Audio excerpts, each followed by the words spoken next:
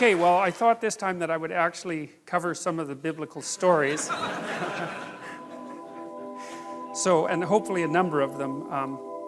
As I said last time, I'm going to go through this, well, as fast as I am able to. I want to do it as complete a job as possible, and of course the probability that I'll get through the entire Bible is very low. But we'll get through a lot of the major stories in the beginning of it, and that's a good start. And then, assuming that this all goes well, then maybe I'll try to do the same thing again, either in the fall or next year.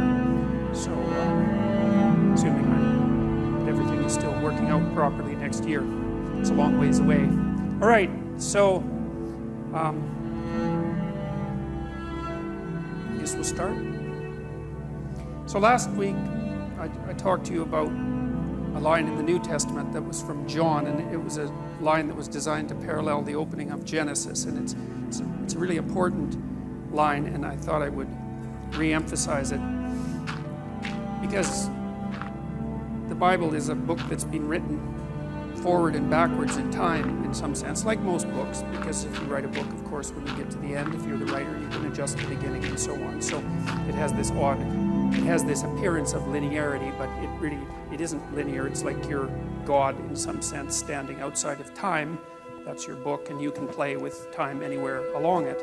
And the people who put the book together, or the books together, took full advantage of that, and that makes the story, it gives the story odd parallels in many, many places, in a very large number of places. And this is one of the major parallels, at least from the perspective of the Christian interpretation of the Bible, which of course includes the New Testament. And so there's this strange idea that Christ was the same factor or force that God used at the beginning of time to speak habitable order into being.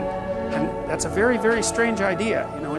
It's not something that can be just easily dismissed as superstition, partly because it's so strange. It doesn't even fit the definition of like a superstitious belief. It's a dreamlike belief in some sense. And what I see many of the ideas in the Bible as is these dreamlike ideas that underlie our normative cognition and that constitute the ground from which our more articulated and explicit ideas have emerged. And this one's so complicated, this idea is so complicated that it's still mostly embedded in dreamlike form, but it seems to have something to do with the primacy of consciousness. And this is one of the biggest issues regarding the structure of reality, as far as I can tell, because everyone from physicists to neurobiologists debates this. There's the stumbling block for a purely objective view of the world seems to me to be consciousness. And consciousness has all sorts of strange properties. For example, it isn't obvious what constitutes time, or at least duration, in the absence of consciousness. And it isn't also easy to understand what constitutes being in the absence of consciousness, because it seems to be the case, well, if a movie is running and there's no one to watch it, I know it sounds like the tree in the forest idea, but it's not that idea at all. If a movie is running and no one's watching it, in what sense can you say that there's even a movie running? Because the movie seems to be the experience of the movie, not the objective elements of the movie. And there's something about the world, at least insofar as we're in it as human beings, that is dependent on conscious experience of the world. Now, of course, you can take consciousness out of the world and say, well, if none of us were here, if there was no such thing as consciousness, then the cosmos would continue running the way it is running. But of course, it depends on what exactly you mean by the cosmos when you make a statement like that, because there's something about the subjective experience of reality that gives it reality.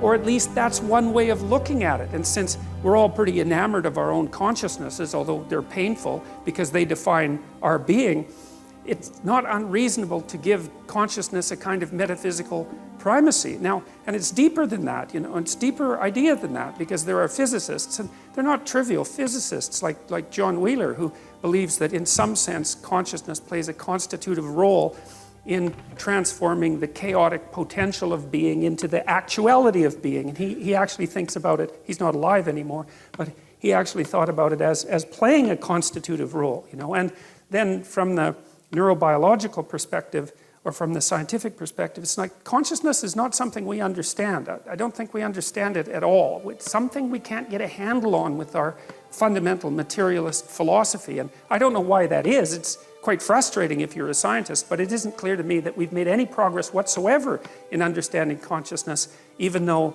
well, we've been trying to understand it for hundreds of years, and even though psychologists and neurobiologists and so forth have really put a lot of effort into understanding consciousness from a scientific perspective in the last 50 years.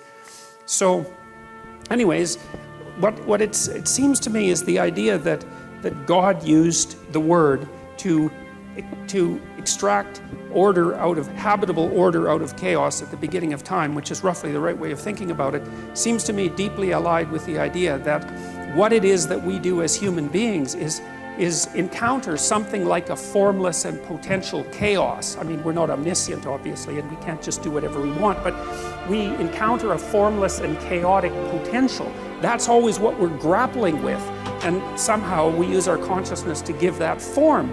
And this is how people act. Like, if you look at how they regard themselves, it's how they act, because you say things to people like, well, you should live up to your potential. And you make a case that there's something about a person that's more than what is, that yet could be if only they participated in the process properly. And everyone knows what that means, and no one acts like a mystery has been uttered when you say that. And you know, you can see a situation in your own life that's full of potential. You're often extremely excited when you encounter something that's full of potential, because what you see is something that could be. You see a future beckoning for you that could be if only you interacted with it properly. And it activates your nervous system, right, in a very basic way. And we even understand how that happens to the degree that we understand how the nervous system works, because the systems that mediate positive emotion, which are governed roughly by the neurochemical dopamine, and which have their roots way down in the ancient hypothalamus, a very, very archaic and fundamental part of the brain,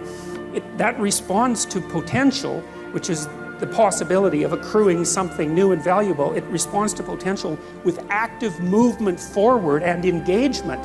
And so we're engaged in the world as potential, and it looks like consciousness does that. And so there's this idea that, and this is the main idea that I think is being put forth in Genesis 1. It's something like, and you see this in mythology, like from what I've been able to gather, there's always three causal elements that make up being at the bottom of world mythology. And one is the formless potential that makes up being once it's interacted with, and that's generally given a feminine nature. And I think that's because it's like the source from which all things emerge and rise. It's something like that. It's more complicated than that, but it's something like that. And then there's some kind of interpretive structure that has to grapple with that formless potential. And I think that's the sort of thing that was alluded to by Immanuel Kant when he was criticizing the notion that all of our information comes from sense data, which would be the pure empirical perspective, right? Because when you encounter the world, you encounter it with a cognitive structure that already has shape. And so it's already in you, this structure, and without that a priori structure, you wouldn't be able to take the formless potential and give it structure.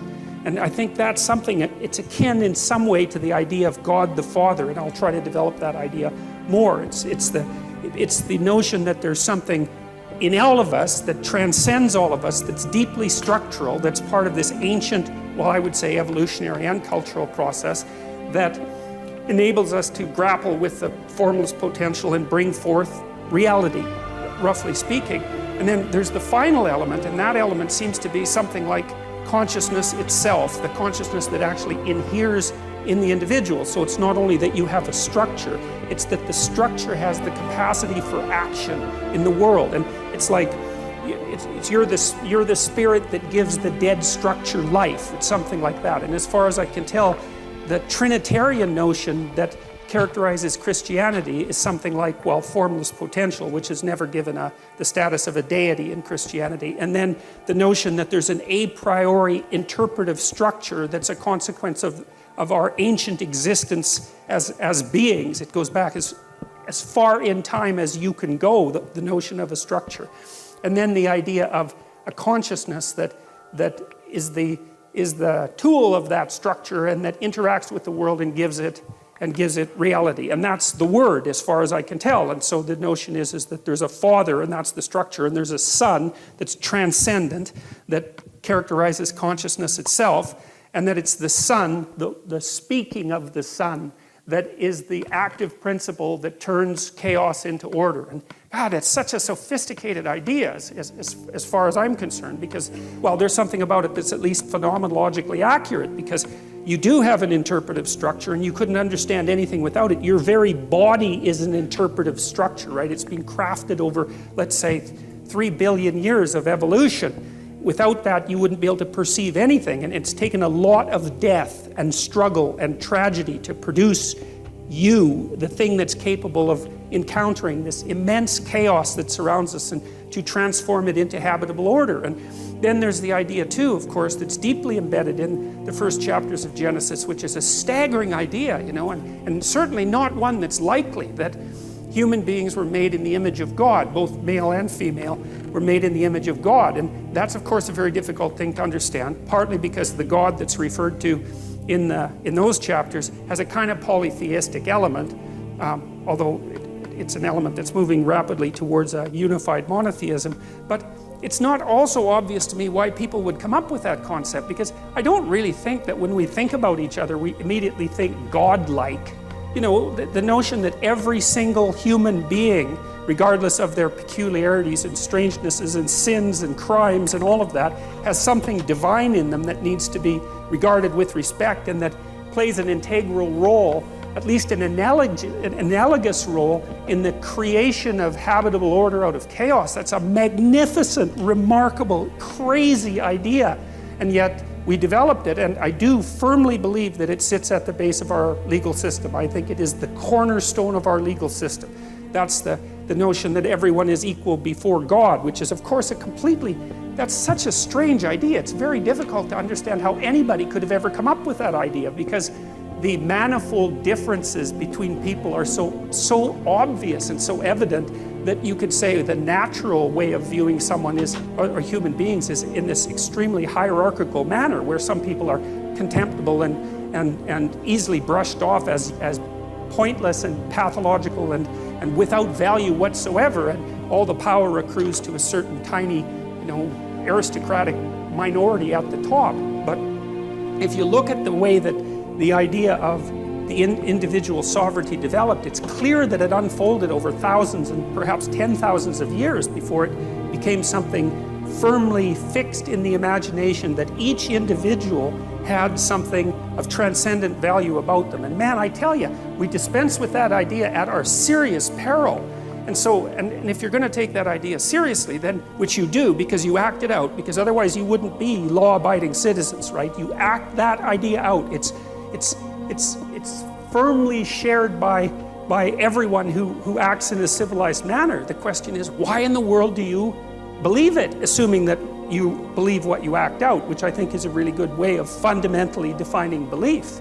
So, all right, so that's the sort of idea, is that there's this God of tradition and structure. That's God the Father, who uses the Son, which is more of an active force, and primarily something that's verbal, which I also think is extremely interesting, because it's associated not with thought precisely, but with speech. And I think the reason for that is that there's something to speech that's more than mere thought. And I think part of the reason for that is that speech is a public utterance. And at least in principle, speech is something that's shaped by the existence of everyone else, at least across time. Because when you speak, your speech is put forward in the world as a causal element, and it's also subject to criticism and cooperation and mutual shaping. And so there's an idea here too that speech is that the cognitive processes that bring habitable reality out of uninhabitable chaos have this collective and public element, which is part of the reason, by the way, that I'm an advocate of free speech, let's say, above all, because I don't think, although it is the case, for example, in the Canadian Bill of Rights, that every single right has equal value. That's the theory. It's an idiotic theory because it's absolutely impossible for a large set of rights to have absolutely equal stances. That cannot happen. There's no way that that can ever work.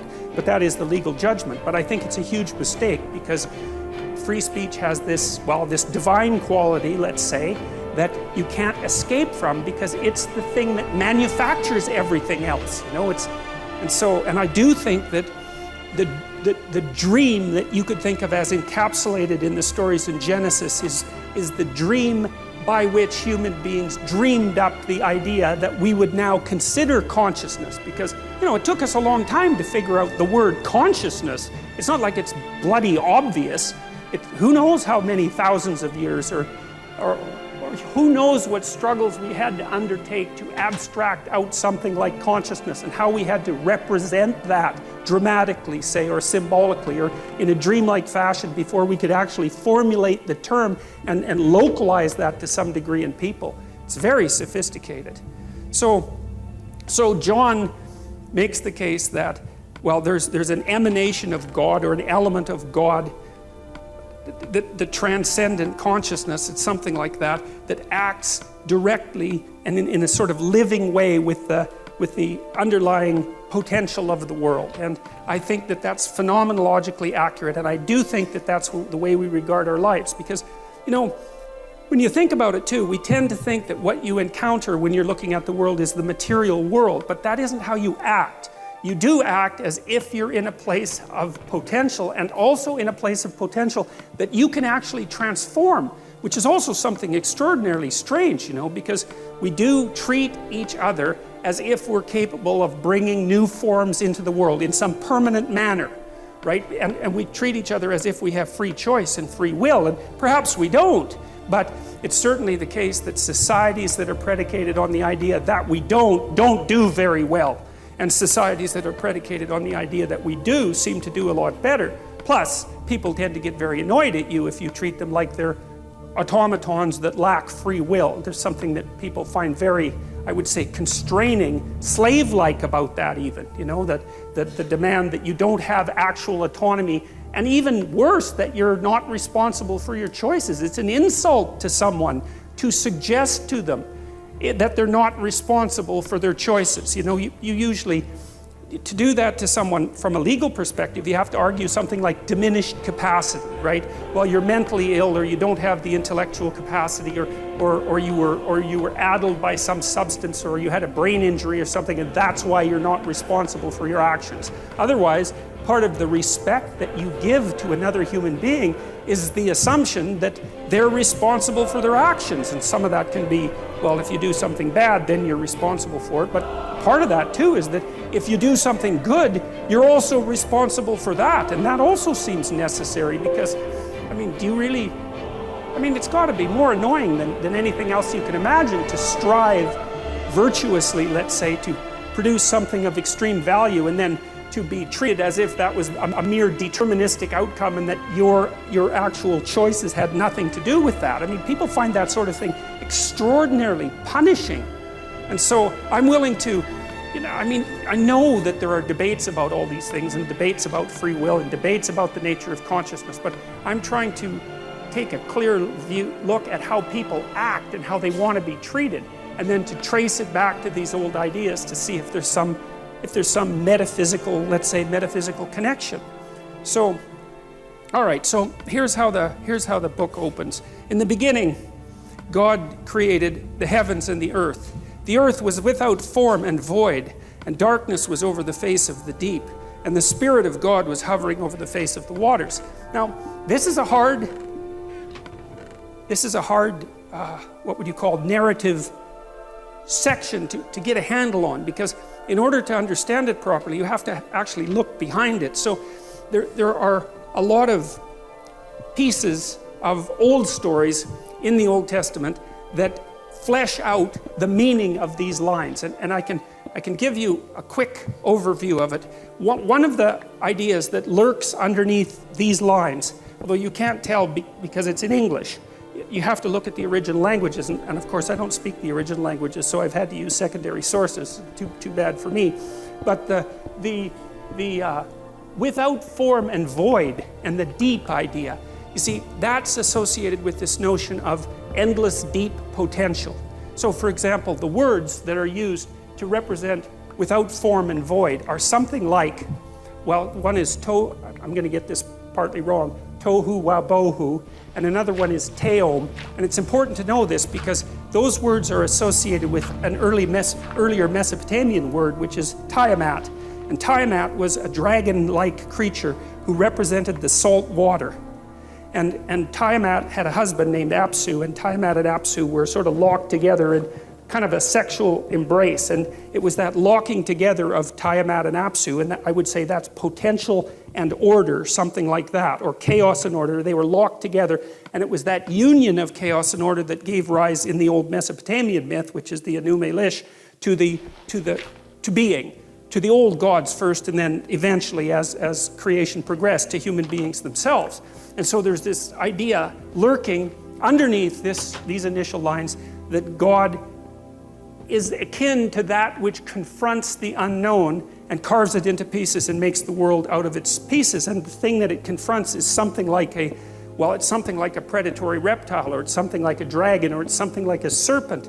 And I think part of the reason for that, and this is a very deep and ancient idea, is that this is where it gets so complicated to do the translation, is partly that is how human beings created our world. Like, we went out beyond the confines of our safe spaces, let's say, our safe spaces defined by the tree or defined by the fire, and we actively voyaged outward to the places that we were afraid of and didn't understand, and conquered and encountered things out there, like literally animals, like mammoths and snakes and predators of all sorts.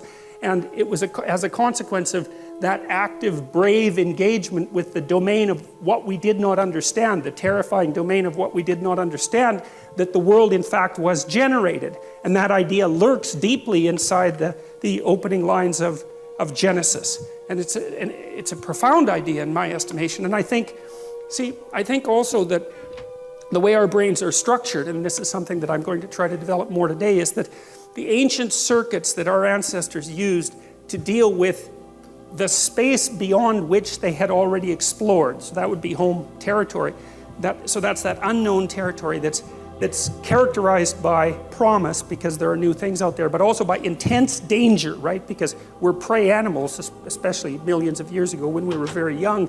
We had to go out there and encounter things that were terribly dangerous. And there was a kind of, let's say, paternal courage that went along with that. And it was the spirit of paternal courage that enabled the conquering of the unknown. And there's no difference between the conquering of the unknown and the creation of habitable order. And the thing is that as our cognitive faculties have developed to the point where we're capable of very high levels of abstraction, the underlying biological architecture has remained the same. And so I don't think that it's too much to say at all that the circuits that engage you, for example, when you're having an argument about something fundamental with someone that you love, and so you're trying to structure the world around you jointly to create a habitable space that you can both exist within, you're using the same circuits, the abstracted version, you're using the same circuits that our archaic ancestors would have used when they went out into the unknown itself to encounter beasts and predators and geographical unknowns. It's the same circuit. It's just that we do it abstractly now instead of concretely. But of course it has to be the same circuit, because evolution is a very conservative force. And what else would it be? And this is also why I think it's so easy for us to demonize those people who are our enemies, because our enemies confront us with what we don't want to see. And because of that, our first response is to use snake detection circuitry on them, and that accounts for our capacity, almost immediate capacity, to demonize. And there's a reason for that. It's not a trivial thing. First of all, it's a very fast response, and second of all, it's a response that has worked for a very, very, very long time. And so, one of the variants of the hero, and I would consider a variant of the hero like a fragment of the picture of God is the heroic warrior who slays the enemy, right? And of course that's not precisely a politically correct representation of the hero in modern times, and well, and no wonder, but it's still something that you go watch in movies all the time and admire, right? It's like this one of the how many plots are there? Romance and adventure, that's about it. And most of the adventure genre is, well, there's some enemy that's lurking in some form. It could be human, it could be alien, and someone rises up to go and confront it and maintain order. You know, it's like there's no getting away from that story. And if you don't have that in your own life, then you play a video game where that's happening, or you watch a movie where that's happening, or you read a book where that's happening, and it captures you, even if you're atheistic and your only religion is Star Wars, you know. And it's still, well, really, right? It still captures your imagination, and you act like someone who's possessed by religious fervor when you line up for 3 days to be the first one into the theater, you know, and all the while claiming that you're atheistic to the core. It's like, okay, so this without form and void is this chaotic. And it's a hard thing to get a grip on, you know, what exactly this means. But I can give you another kind of example of how you would experience the formless chaos of potential in your own lives, and even how the order that you currently inhabit can dissolve into that. And you know, in Dante's Inferno, when he outlined the levels of hell, so Dante was trying to get to the bottom of what constituted evil, really, in this representation. So it's a work of psychology, and he's thinking, well, there are various ways to behave reprehensibly, but there's a hierarchy of reprehensible behavior, and there's something absolutely the worst at the bottom. And Dante believed that it was betrayal. And I think that's right, because, you know, one of the things that enables long-term cooperation, peaceful cooperation between people is trust. And I would also say that trust is the fundamental natural resource. There's been some very good books written on the economic utility of trust, for example, and societies where the default economic presupposition between trading partners is trust tend to be rich, even if they don't have any natural resources. And you can see that, for example, with what happened with eBay, which I think was a kind of miracle, because what should have happened with eBay was that you sent me junk and I sent you a check that bounced, right? And that was the end of eBay. But right, exactly. But that isn't what happened. Like the default transaction on eBay was so honest that the brokers, you could hire brokers to begin with. I can't remember what they were called exactly, but you could pay someone a fee so that they would guarantee the transaction. So, you know, you wouldn't send me junk and I'd actually send you a payment, and we'd pay 10% for someone to guarantee that. The default trade was so honest that those things vanished right away. And so that meant that all this frozen capital, roughly speaking, which were all the junk that people had lying around that someone else might want, instantly became money. And the only reason that worked was because people trusted one another. And so trust is an unbelievably powerful economic force, maybe the most powerful economic force. Anyways, if you have a relationship with someone, it's predicated on trust. And part of the reason for that is that trust is what enables us to look at each other without running away screaming.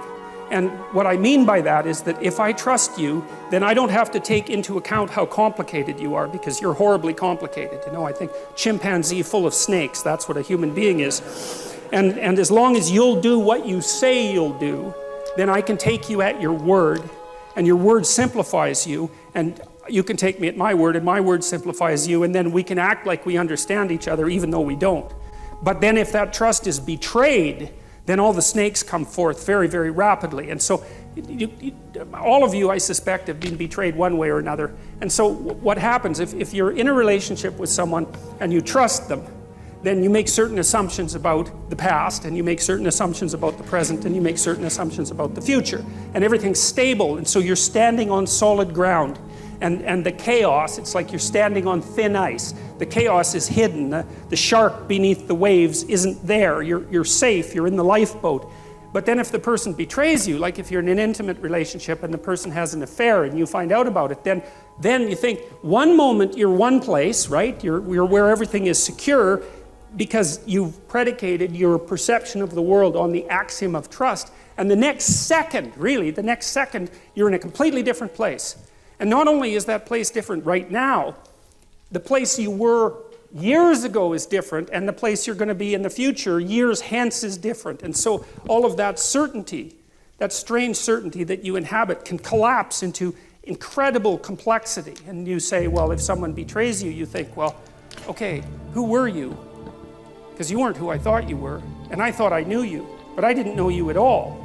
And I never knew you, and so all the things we did together, those weren't the things that I thought were happening. Something else was happening, and you were someone else, and that means I'm someone else because I thought I knew what was going on, and clearly I don't. I'm some sort of blind sucker, or the victim of a psychopath, or someone who's so naive that they can barely live, and I don't understand anything about human beings, and I don't understand anything about myself, and I have no idea where I am now. I thought I was at home, but I'm not. I'm in a house, and it's full of strangers, and I don't know what I'm going to do tomorrow, or next week, or next year. It's like all of that certainty, that habitable certainty, collapses right back into the potential from which it emerged. And that's a terrifying thing. That's a journey to the underworld from a mythological perspective. And that is really something worth knowing, because, journeys to the underworld are extraordinarily common in mythological stories. And, like the Hobbit going out to find the Smaug, the dragon, and get the gold is a journey into the underworld. Journeys to the underworld happen all the time, and modern people don't understand what the underworld is, except that we've all been there, and we go there all the time. And we go there every time the solidity and stability of the world that we've erected, at least partly through our speech, is shattered because, well, some sort of snake appears. That's another way of thinking about it, and it's a really good way of thinking about it, because no matter how carefully you construct the little habitable area that's around you, there's always something you didn't take into account, and there's always something that can pop up its head and do you in and make you aware of your mortality and age you, for that matter, or even kill you. And that's the permanent situation of life, which is part of the reason why I think the story of Adam and Eve, for example, is archetypal. It's because we do inhabit walled gardens, right? Because a walled garden is half structure, society, and half nature. That's what a walled garden is. And a walled garden is a place of paradise and warmth and love and sustenance, but it's also the place where something can pop up at any moment and knock you out of it. And I think part of the reason that story exists at the beginning of this collection of books is because it explains the eternal situation of human beings. We're always in that situation. We're in a walled garden, or we bloody well hope we are. But there's always a snake. And then it's even worse, because if there is a snake, we're exactly the sort of creatures who are going to do nothing but go and interact with that snake the second that we can manage it. It's definitely the case that if you want a human being to muck around with something, the best thing to do is to tell them not ever to do it, have anything to do with it, which is, of course, something you know if you have teenagers. Or even children, or if you know anything about yourself or your partner. So these stories are trying to express what you might describe as an unchanging, transcendent reality. It's something like what's common across all human experience across all time. And that's what Jung essentially meant by an archetype. And you could say, well, we tend to think that what we see with our senses is real. And of course that's true, but what we see with our senses is what's real that works at the time frame that we exist in, right? And so we see things that we can touch and pick up. We see tools, essentially, that are useful for our moment-to-moment activities. We don't see the structures of eternity, especially not the abstract structures of eternity. We have to imagine those with our imagination. Well, and that's partly what these stories are doing. They're saying, well, there's forms of stability that transcend our capacity to observe, which is hardly surprising. We know that if we're scientists, right? Because we're always abstracting out things that we can't immediately observe.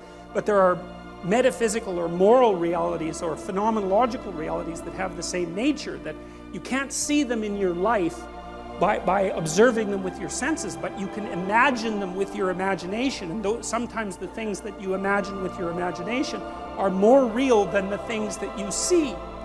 Numbers are like that, for example. I mean, there's endless examples of that. And I would say, well, This is also a good way of thinking about fiction, because a good work of fiction is more real than the stories from which it was derived. Otherwise it has no staying power, right? It's distilled reality, even though in some sense it never happened. It's like, well, it depends on what you mean by happened. You know, it's a pattern that repeats in many, many places with variation. You extract out the central pattern. It's the pattern purely never existed in any specific form, but the fact that you've pulled a pattern out from all those exemplars means that you've extracted something real. And I think the reason that the story of Adam and Eve, which we'll talk about in quite a bit of detail today, has been immune to being forgotten is because it says things about the nature of the human condition that are always true. I can give you another brief example. You know, like, people have a lot of guilt. You know, there's a line of social psychology that claims that most people feel that they're better than other people. And, like, I just don't buy that. That isn't what I've seen in my life. And maybe I'm a bit biased because I'm a clinical psychologist and I see more people who are overtly suffering, maybe, than people do in general. Although I'm not so sure about that, you know, because you don't have to scratch very far beneath the surface of most people's lives before you find something truly tragic.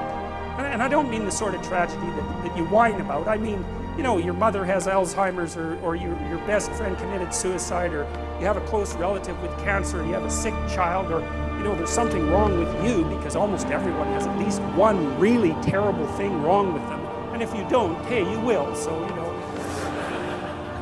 So, you know, that tragic sense of being is there with people all the time. And it's also the case that in my experience, like, I rarely meet someone who says, hey, you know, I'm doing everything I possibly can, I'm a hell of a guy, and I can't see how I could possibly improve, you know? You meet someone like that, you think they're narcissistic, right? And you're right. But most people don't feel that way. They feel like they could do a hell of a lot better than they are, and they're quite acutely aware of their faults, and they don't feel that they're what they should be. And you see, what happens in the story of Adam and Eve as well is that when people become self-conscious, at least that's how it looks to me, they get thrown out of paradise, and then they're in history. And history is a place where there's pain in childbirth, and where you're dominated by your mate, and where you have to toil like mad, like no other animal, because you're aware of the future. You have to work and sacrifice the joys of the present for the future constantly, and you know you're going to die, and you have all that weight on you. And to me, again, that's just, how can anything be more true than that?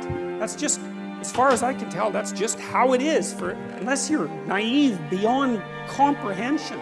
There's something about your life that is echoed in that representation. And why it is that, I mean, we're such strange creatures because we don't seem to really fit into being in some sense, and that's also what's expressed in the notion of the fall. The existentialists said, well, people feel like they have a debt that they have to pay off to existence for the crime of their being, something like that. And maybe it's because we're acutely aware that we have to offer something of value to the people around us so that they can tolerate us, you know, while we're going about our business. But it seems deeper than that, is that human beings seem to exist in a post-cataclysmic world, and that's exactly also what's represented in Genesis. And it's very interesting because, you know, in the Adam and Eve story, there's two catastrophes, essentially. There's the catastrophe that occurs when Adam and Eve wake up, which we'll talk about in detail, and become self-conscious and know that they're naked.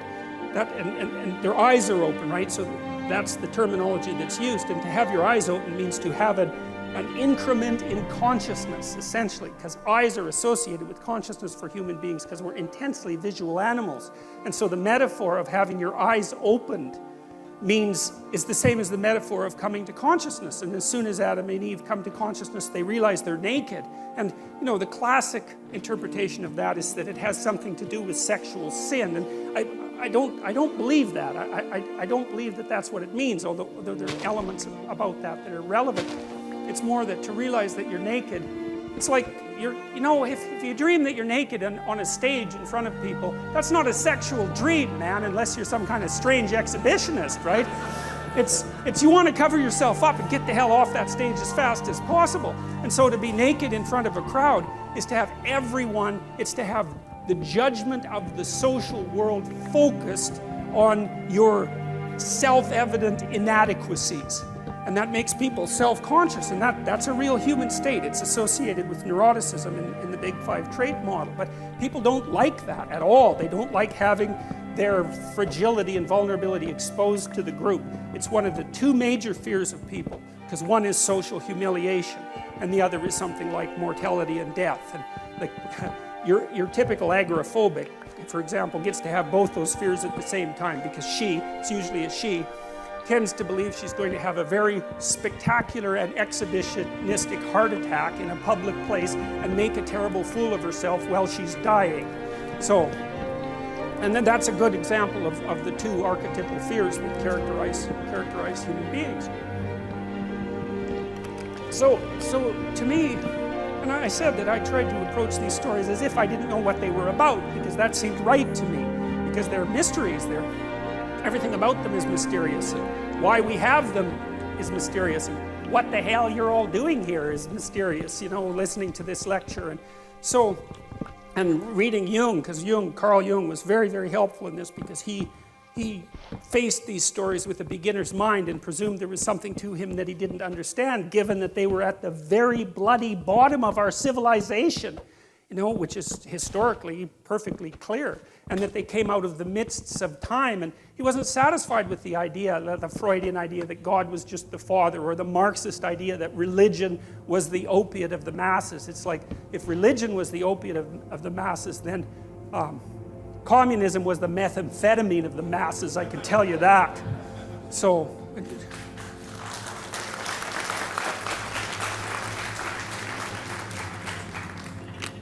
you've been betrayed by someone, and so you fall into that underworld of doubt about everything. And it's a serious place to be in that underworld, because not only do you not know where you came from or who you are or where you're going, that's bad enough.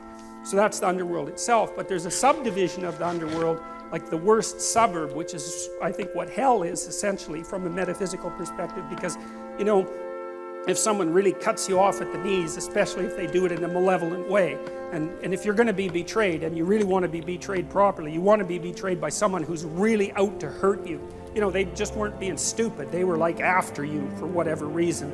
And then that's also, you plunge into that underworld space, and that's also when you start to nurse feelings of resentment and aggrievement and murder and homicide, and even worse, because if people are betrayed enough, they start to obsess about the utility of being itself, and perhaps go to places that no one would ever want to go if they were in the right mind, and to develop and nurse fantasies of the ultimate revenge. And that's a horrible place to be, and that's hell as far as I can tell. And that's why hell has always been a suburb of the underworld, because if you get plunged into a situation that you don't understand and things are not good for you anymore, it's one step from being completely confused. It's only one step from being completely confused to being completely outraged and resentful, and then it's only one step from there to really looking for revenge.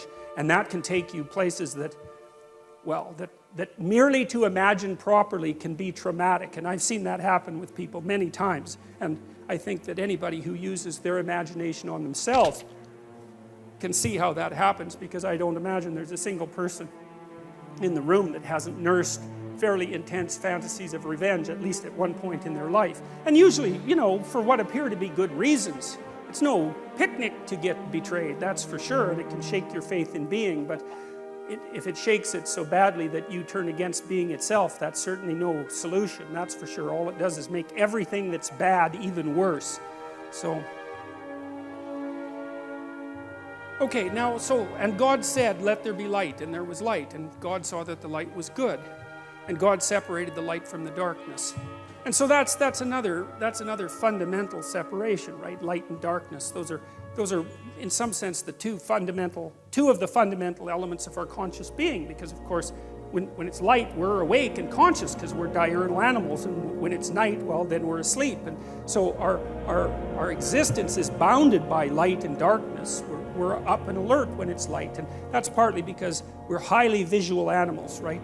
Unlike most animals, because most animals use smell, we use vision. We're very strange that way. And vision is associated with enlightenment and illumination, and with the breaking of the dawn, and with the coming of the new day, and all of that. So, And so for light to be created is associated in some sense with the emergence of conscious being. And so that's another echo of that notion. And the particular phrasing of the story also is important, because it's again that God said, right? So that's the use of that word. And that's the active element of the structure that gives rise to, that gives order to chaos. It's something like that. So it's like the spirit of the structure manifests itself and produces the fundamental divisions of experience. That's what's being presented here. And God separated the light from the darkness. He called the light day, and the darkness he called night. And again, the fact that things are named is also very important. So you see this later with Adam, because God gives Adam the job of naming all the animals. And it's sort of like the animals don't actually exist in some sense till they're named. And that's another indication of the authors of the Bible's attempt to come to terms with the fact that our cognitive faculties and our ability to speak have something to do with the way that we cast chaotic potential into actuality, right? Because we can't really get a grip on something before we have a name for it, which is why, for example, you all have names, and everything that you encounter has to have a name, because before it has a name, it's just kind of part of the blurry background. It's something like that. And you could say it exists before it has a name, and that's true, but it's also true that it doesn't exist before it has a name. Because as soon as you give something a name, its nature changes, and you've transformed it into something that's not so much mere potential anymore, but it's at least on its way to being actuality. It's on its way to being a tool. And so the act of naming is repeated continually in the first chapters of the Bible, and the reason for that is this continued emphasis on the importance of consciousness and conscious articulation and speech. You know, and speech is really something that does separate us in an important way from animals. You know, like we haven't got very far teaching animals how to speak.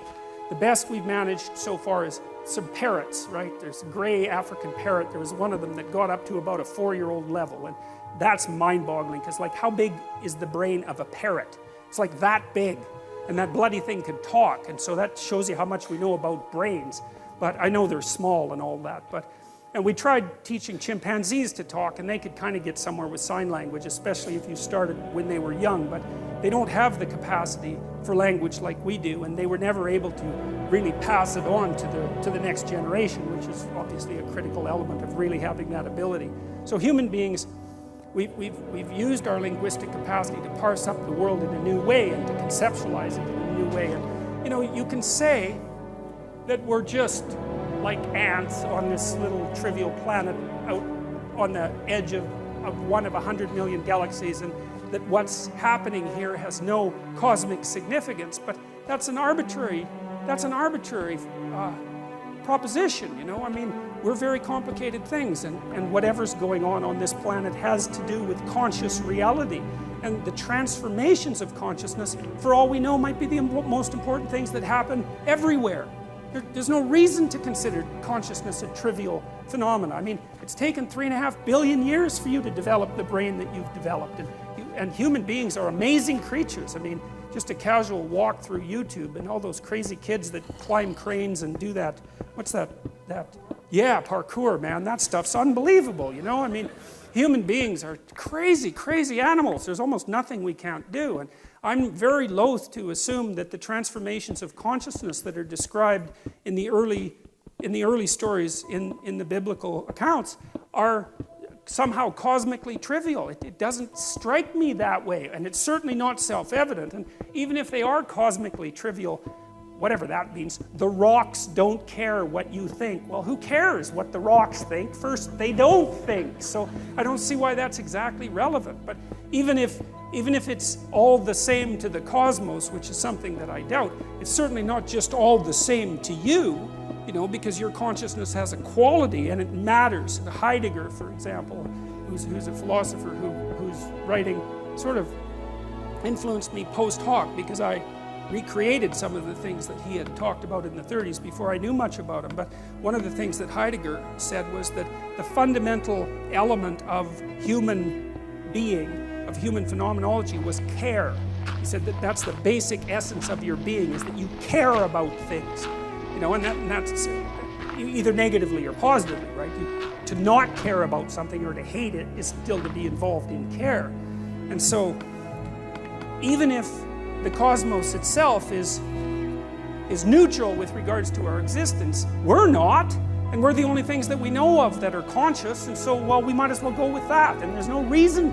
See, I can't help but think that the constant attempts by people to trivialize the nature of their own consciousness has a dark side.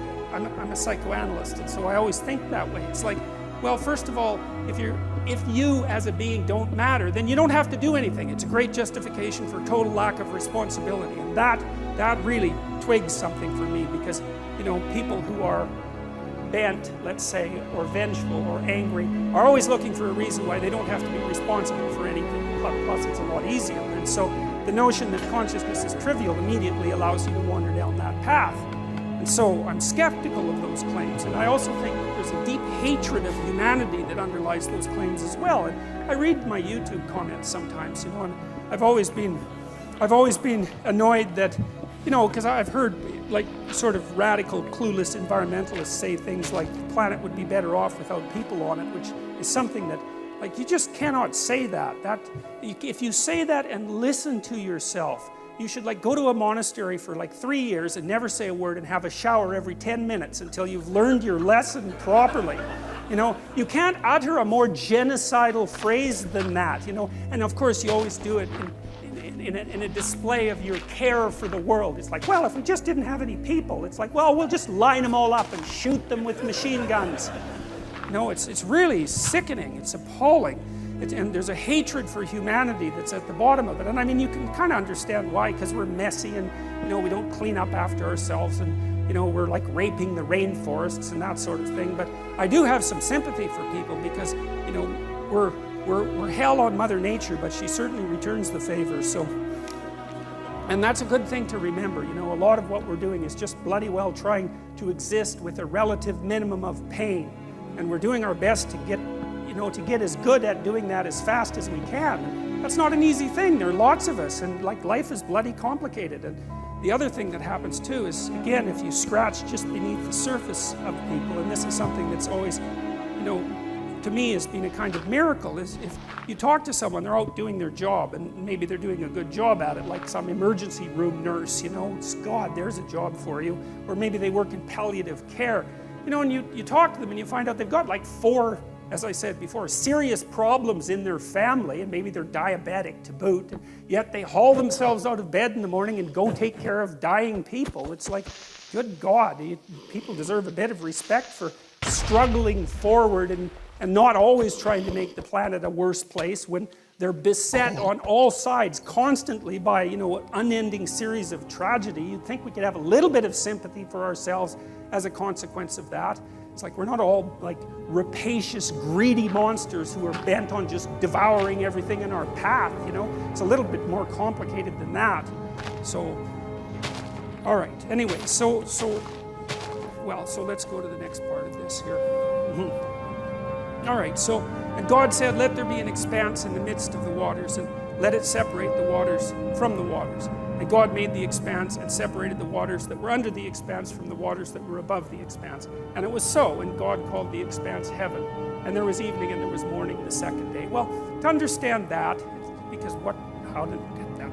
It doesn't make any sense at all, really. So I think I told you a little bit about this before. So the world that's being created in this particular account is a phenomenological world. There's a disk of land, because if you go out in a field and you look around, you're on a disk of land, so that's pretty obvious. And then there's a dome on top of it. It's more or less held up by the mountains, and rain comes down, so there's water above the dome, because where else would the rain come from? And underneath the ground, there's fresh water. You can drill down and find that. And then around that, there's salt water, and so that's the world. And it's kind of an empirical world, because if you're a child and you just go out in the field and you look at the world, that's sort of what it would be like.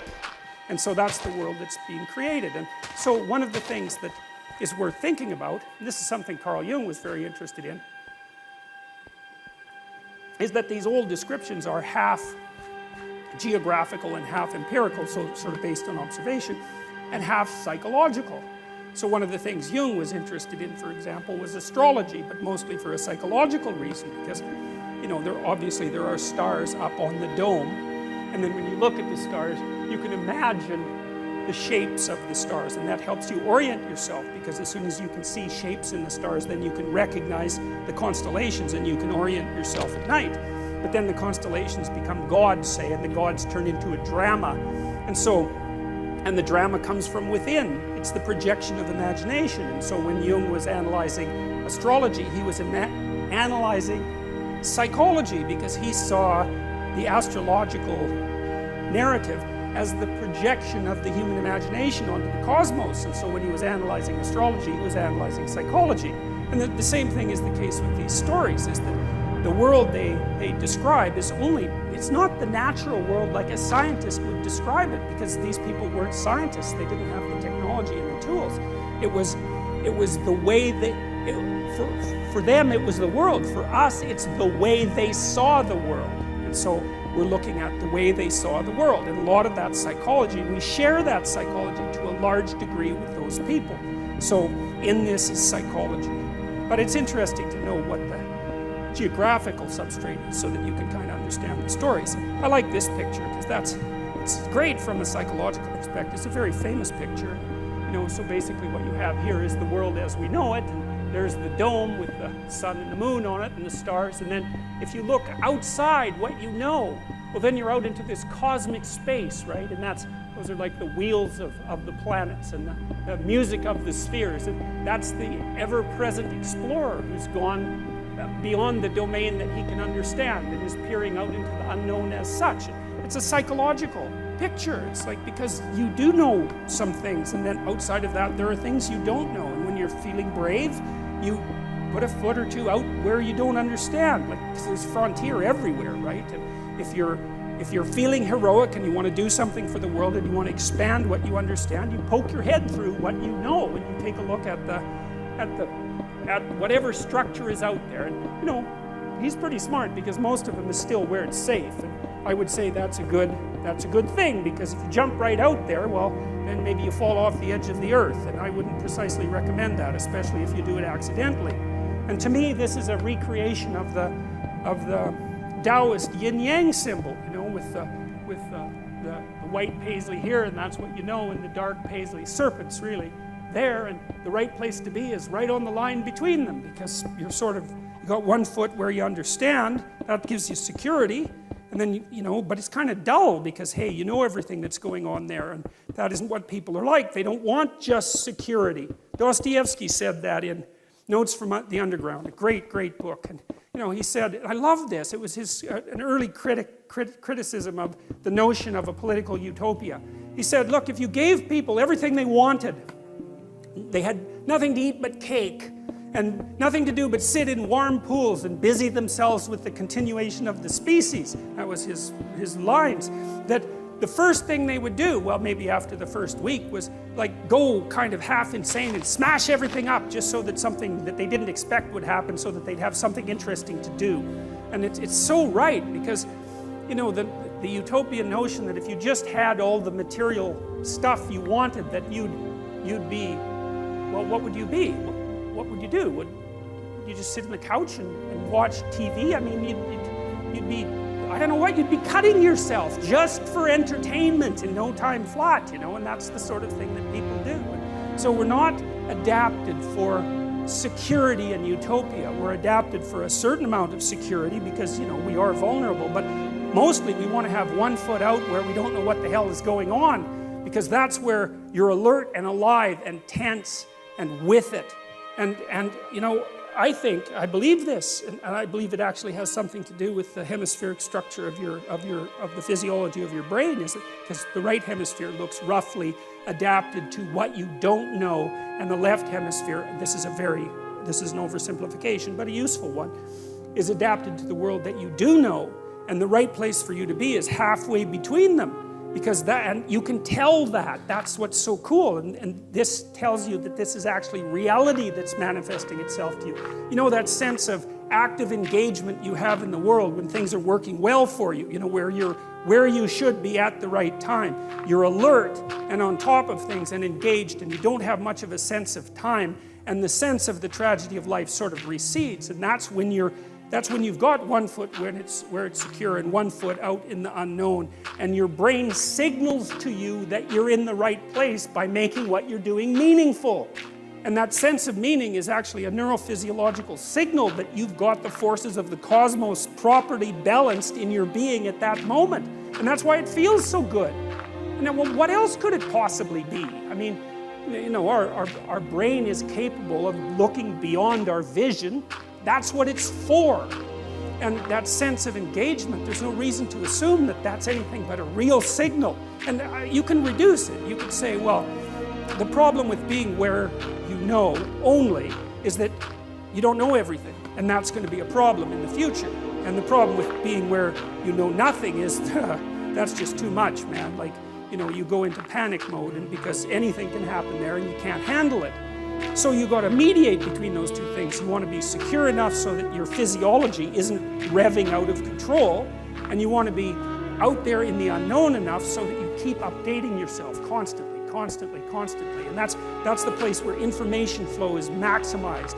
And you know that because that's where you are when you're having a really interesting conversation with someone, or you're gripped by a book, or you're really into a movie, or maybe something that you do as you know, apart from your work, or maybe even in your work, you're into it. And that's because you are in the right place at the right time, and your whole nervous system is signaling that to you. And I would say that's the sort of place that you should be all the time. Of course, you can't be because no one's perfect, but that's the recreation of paradise on earth. It's something like it because you are in the right place at the right time when that is happening, subject to certain, what would you say, restrictions that we can talk about later. Well, that's what this guy's doing. And that's, I would say, akin to the action that God is taking when he's transforming the chaos of potential into habitable being.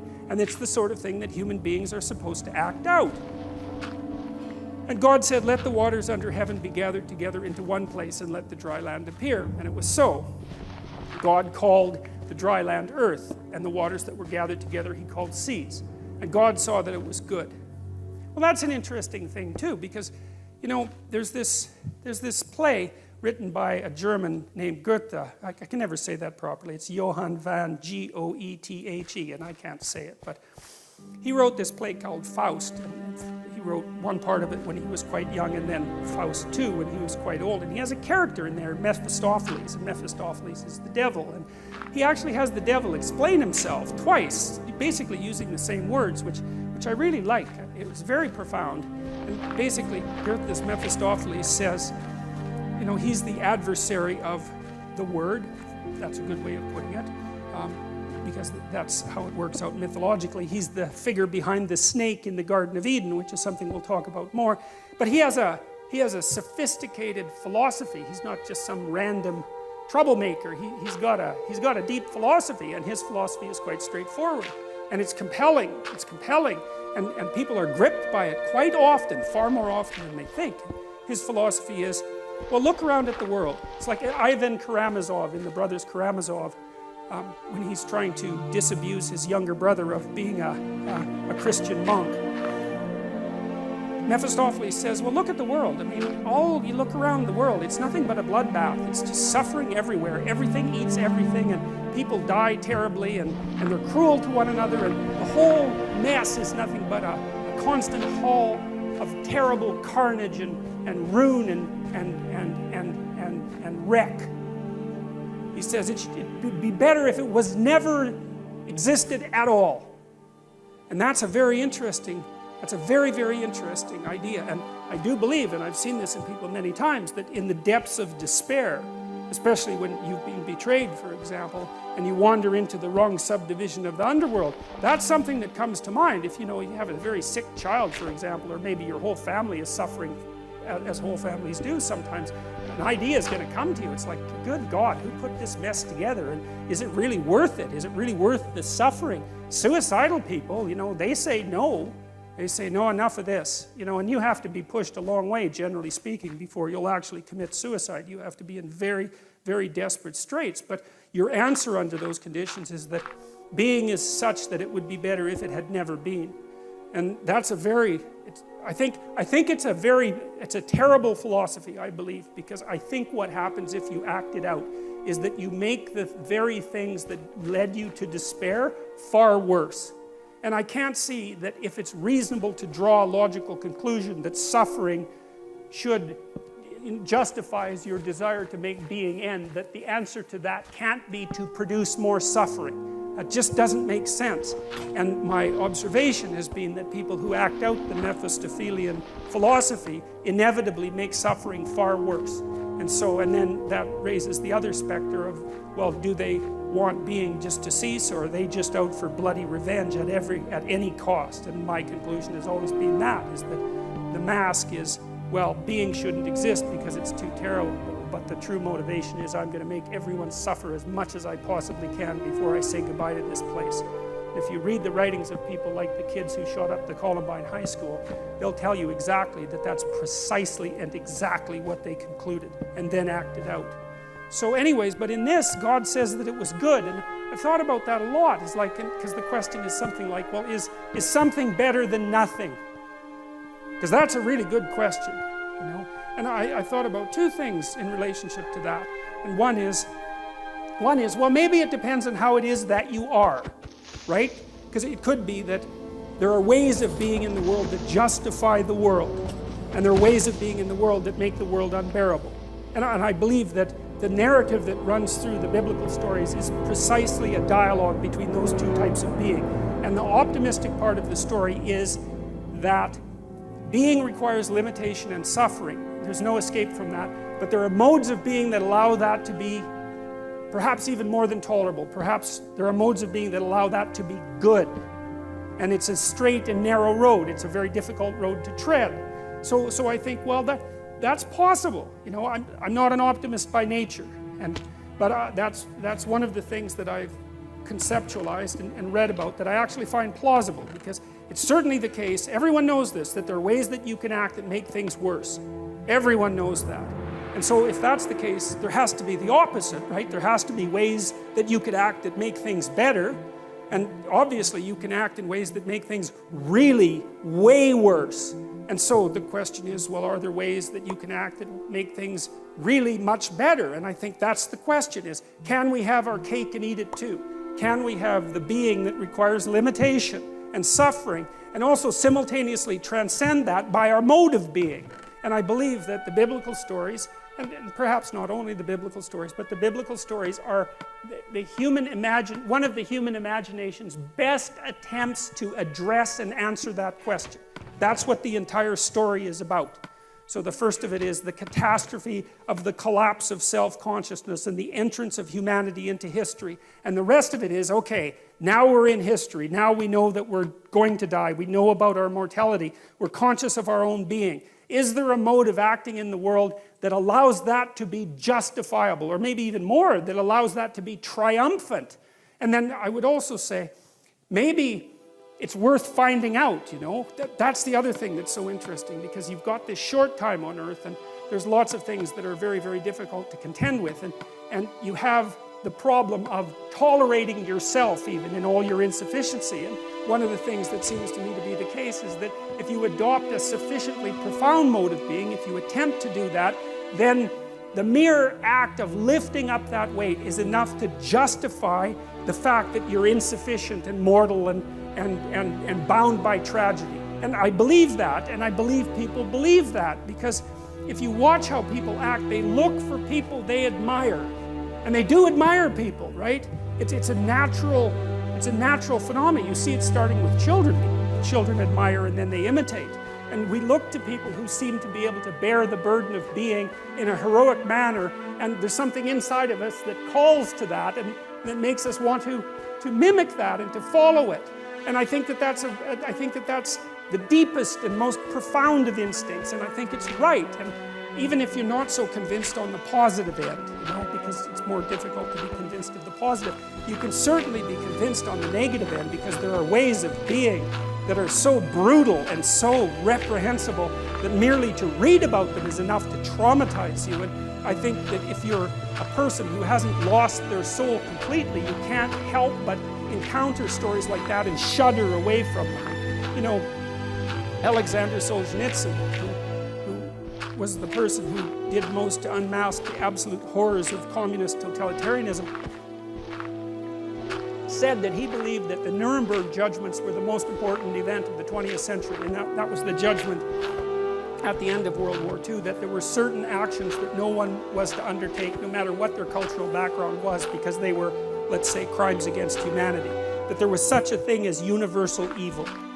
And you can debate that, you know, I mean, and people certainly have, but the problem is if you debate that, then you have to say that there are conditions under which the sorts of things that happened, say, in the concentration camps, which would be the gassing of children after their torture and their forcible removal from their parents and all the terrible things that went along with that, that's just okay. It's just an opinion. It's just something that happened, and there are circumstances under which that's justifiable. If there's no transcendent good and evil underneath that argument, it's only a matter of practicality. And it seems to me that that's not the right conclusion to draw. That's how it seems to me, and that's what Solzhenitsyn concluded when he looked at the Nuremberg trials. So the notion that it was good, well, even if you don't believe that, and you know, because maybe it's not as good as it could be, I would say it's incumbent on you as someone who participates in the process of furthering creation to act as if it could be good at least, and to further that with all of your efforts. Partly because what the hell else do you have to do that could possibly be better than that could possibly justify your existence more than that? And you know perfectly well, if you have any sense at all, if you think clearly about it at all, is that that's what you want to see in everyone else. You know, it's you're desperate and maybe you're cynical, and now and then someone appears that acts at least momentarily like a light in the darkness, and that lifts your spirit up and gives you a little bit of hope and maybe helps you continue on. Well, that's obviously a call to being. It's a statement from your own soul that says, well, there's something about that's how you should be. And maybe then, well, we get a chance to participate in what is good. I've thought too, you know, well, we'll leave that for a little later. And God said, let the earth sprout vegetation, plants yielding seed and fruit trees bearing fruit, in which is their seed, each according to its kind on the earth. And it was so. And the earth brought forth vegetation, plants yielding seed according to their own kind, and trees bearing fruit, in which is their seed, each according to its kind. And God saw that it was good. And there was evening and there was morning, the third day. I like that. You see, it's interesting, these old pictures, because if you look here, you've got this halo around God's head, and you've got the split again between night and darkness, and God's right on the border between the two. And that's the sun, right? That's what a halo is. A halo is the sun or the moon.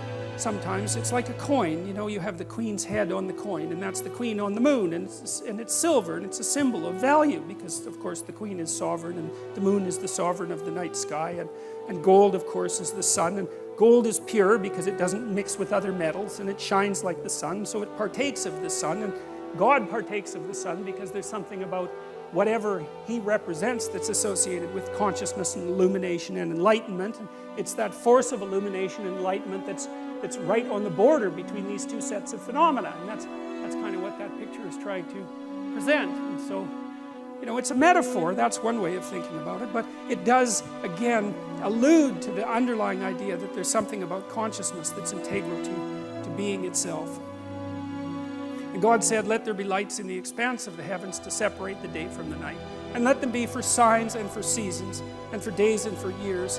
I mean, that's a remarkable bit of writing there too, because you just think about how bloody long it took our caveman ancestors to look at the night sky and start to figure out that there were repeating patterns across years that enabled them to mark the seasons. I mean, I just can't imagine how they figured that out. It's the degree of careful observation that it took. And I mean, we know people figured that out a long time ago, because you know, those great megalithic monuments like Stonehenge seem to be astronomical observatories, essentially. And you see the same thing with the pyramids. I mean, people were looking at the damn sky, trying to figure out, looking at God, you know, because that's kind of what you're doing when you're looking at the night sky, trying to figure out the regularity and order in the universe, and that's all compacted into this little line, you know, and let them be for signs and for seasons, to be oriented by the stars.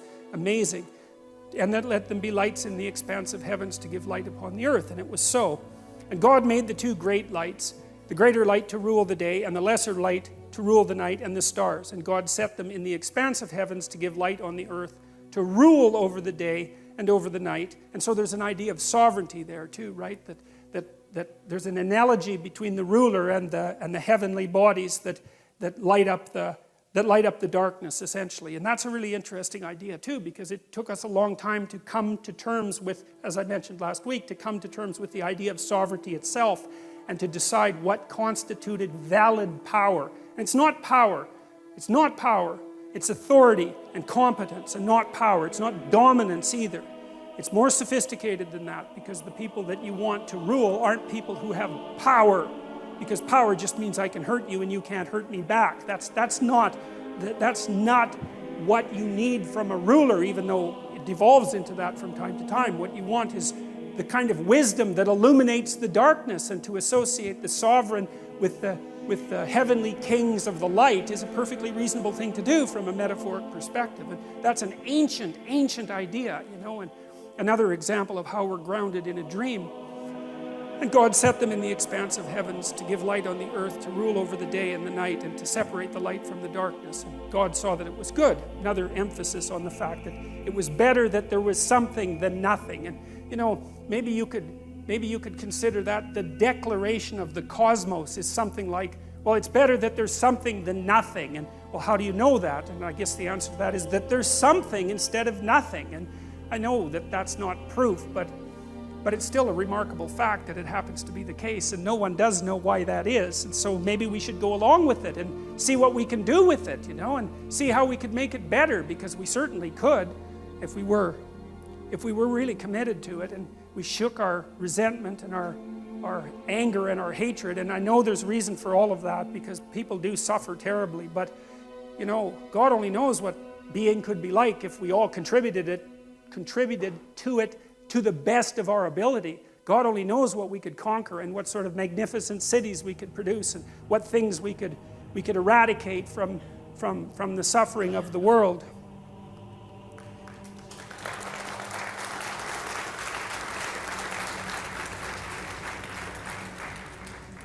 And there was, you know, there's this guy I read about, this is amazing, and I don't remember his name, but he found out about this worm that was called the guinea worm. And guinea worm is a really horrible thing, and you can look it up if you want, but I'll tell you a little bit about it, even though it's very distasteful. So a guinea worm is a parasite that lives in Africa, and it burrows under your skin, and it's quite long. It's about that long, and it's, you know, about that wide, and so it'll burrow underneath your leg, and then it's in there, you know, and maybe it pokes its little head out a hole, which is one of its delightful tendencies. And then if you want to pull it out, it breaks, right? Because otherwise you'd just pull it out and it would be dead. And so it doesn't like that, so it just breaks off. And many people had this horrible disease, you know, and well, you can't imagine what that would be like, because you're part of the 1% and you live in North America, and thank God for that. But you know, just a little imagine, you don't even want to think about it, let alone have it. And he went to Africa and wiped the damn thing out. It's like, well, great, you know, it seems to me the planet's a lot better off without any guinea worms on it. Even though that's like guinea worm genocide talk, I'm still, you know, pretty happy about it. And so that was one guy who thought, well, we don't need these things. And yeah, well, fair enough, you know, and yeah, well, so good for him. Like, you know, I mean, he can die thinking that the world's a better place than it was when he first popped out, and so good for that. I think that's a good aim, you know. I think is to think that when you're on your deathbed, you can look back and think, well, there's a little less suffering in the world from here on out than there would be if I had never existed. That's a lot better than the opposite, because it's certainly possible, say, if you're Stalin, to ensure that there's a hell of a lot more suffering in the world than there would have been if you hadn't lived. And we perfectly well know that people can manage that, and that many people try to do nothing but manage precisely that.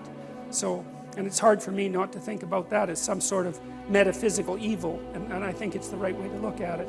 And there was evening and there was morning, the fourth day.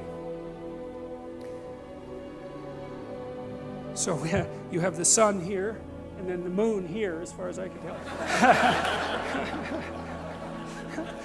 Yeah. Yeah. Actually, I think this is the moon over here, but so, yeah, and that's part of the Sistine Chapel, which is, an absolutely remarkable. And, part of the reason too, and part of the reason I'm teaching about these biblical stories is because, I'm thinking because the humanities have been decimated so badly, and again, I think that has mostly to do with resentment and hatred more than anything else, but I don't really think that you can get a grip on the humanities and what they have to offer without knowing the biblical stories, because they're the dream out of which the humanities emerge. And so unless you have that background knowledge, that dream, then there's all sorts of things that are utterly profound that don't open themselves up to you. And Dante's Inferno would be one of those, and Milton's Paradise Lost, which is an absolutely amazing piece of work. I mean, Milton wrote it because he wanted to justify the ways of God to man.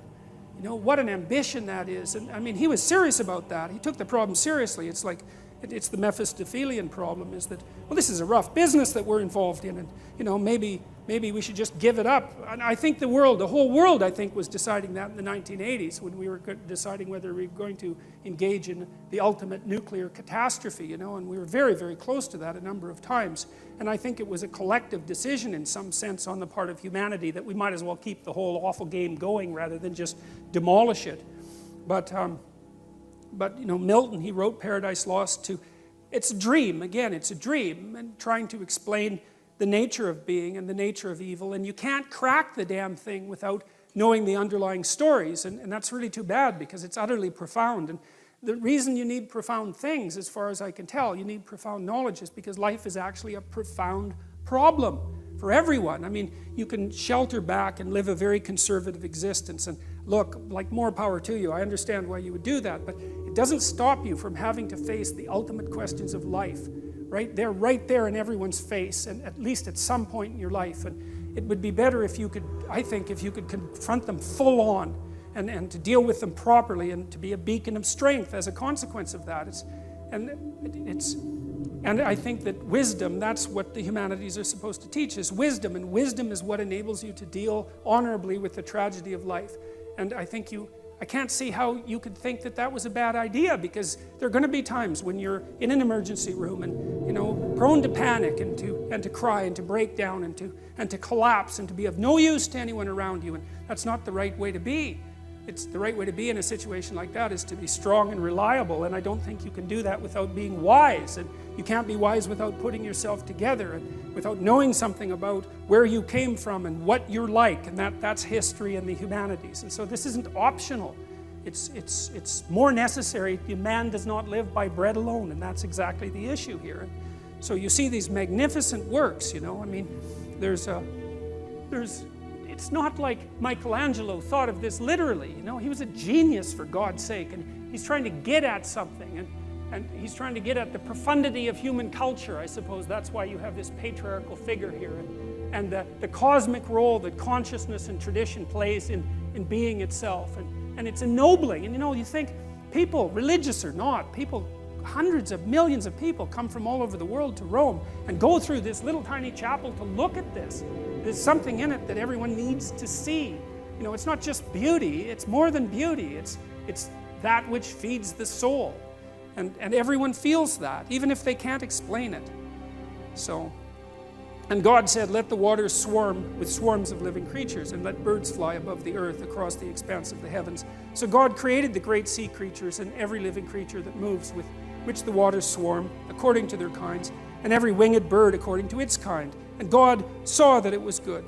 And God blessed them, saying, be fruitful and multiply, and fill the waters in the seas, and let birds multiply on the earth.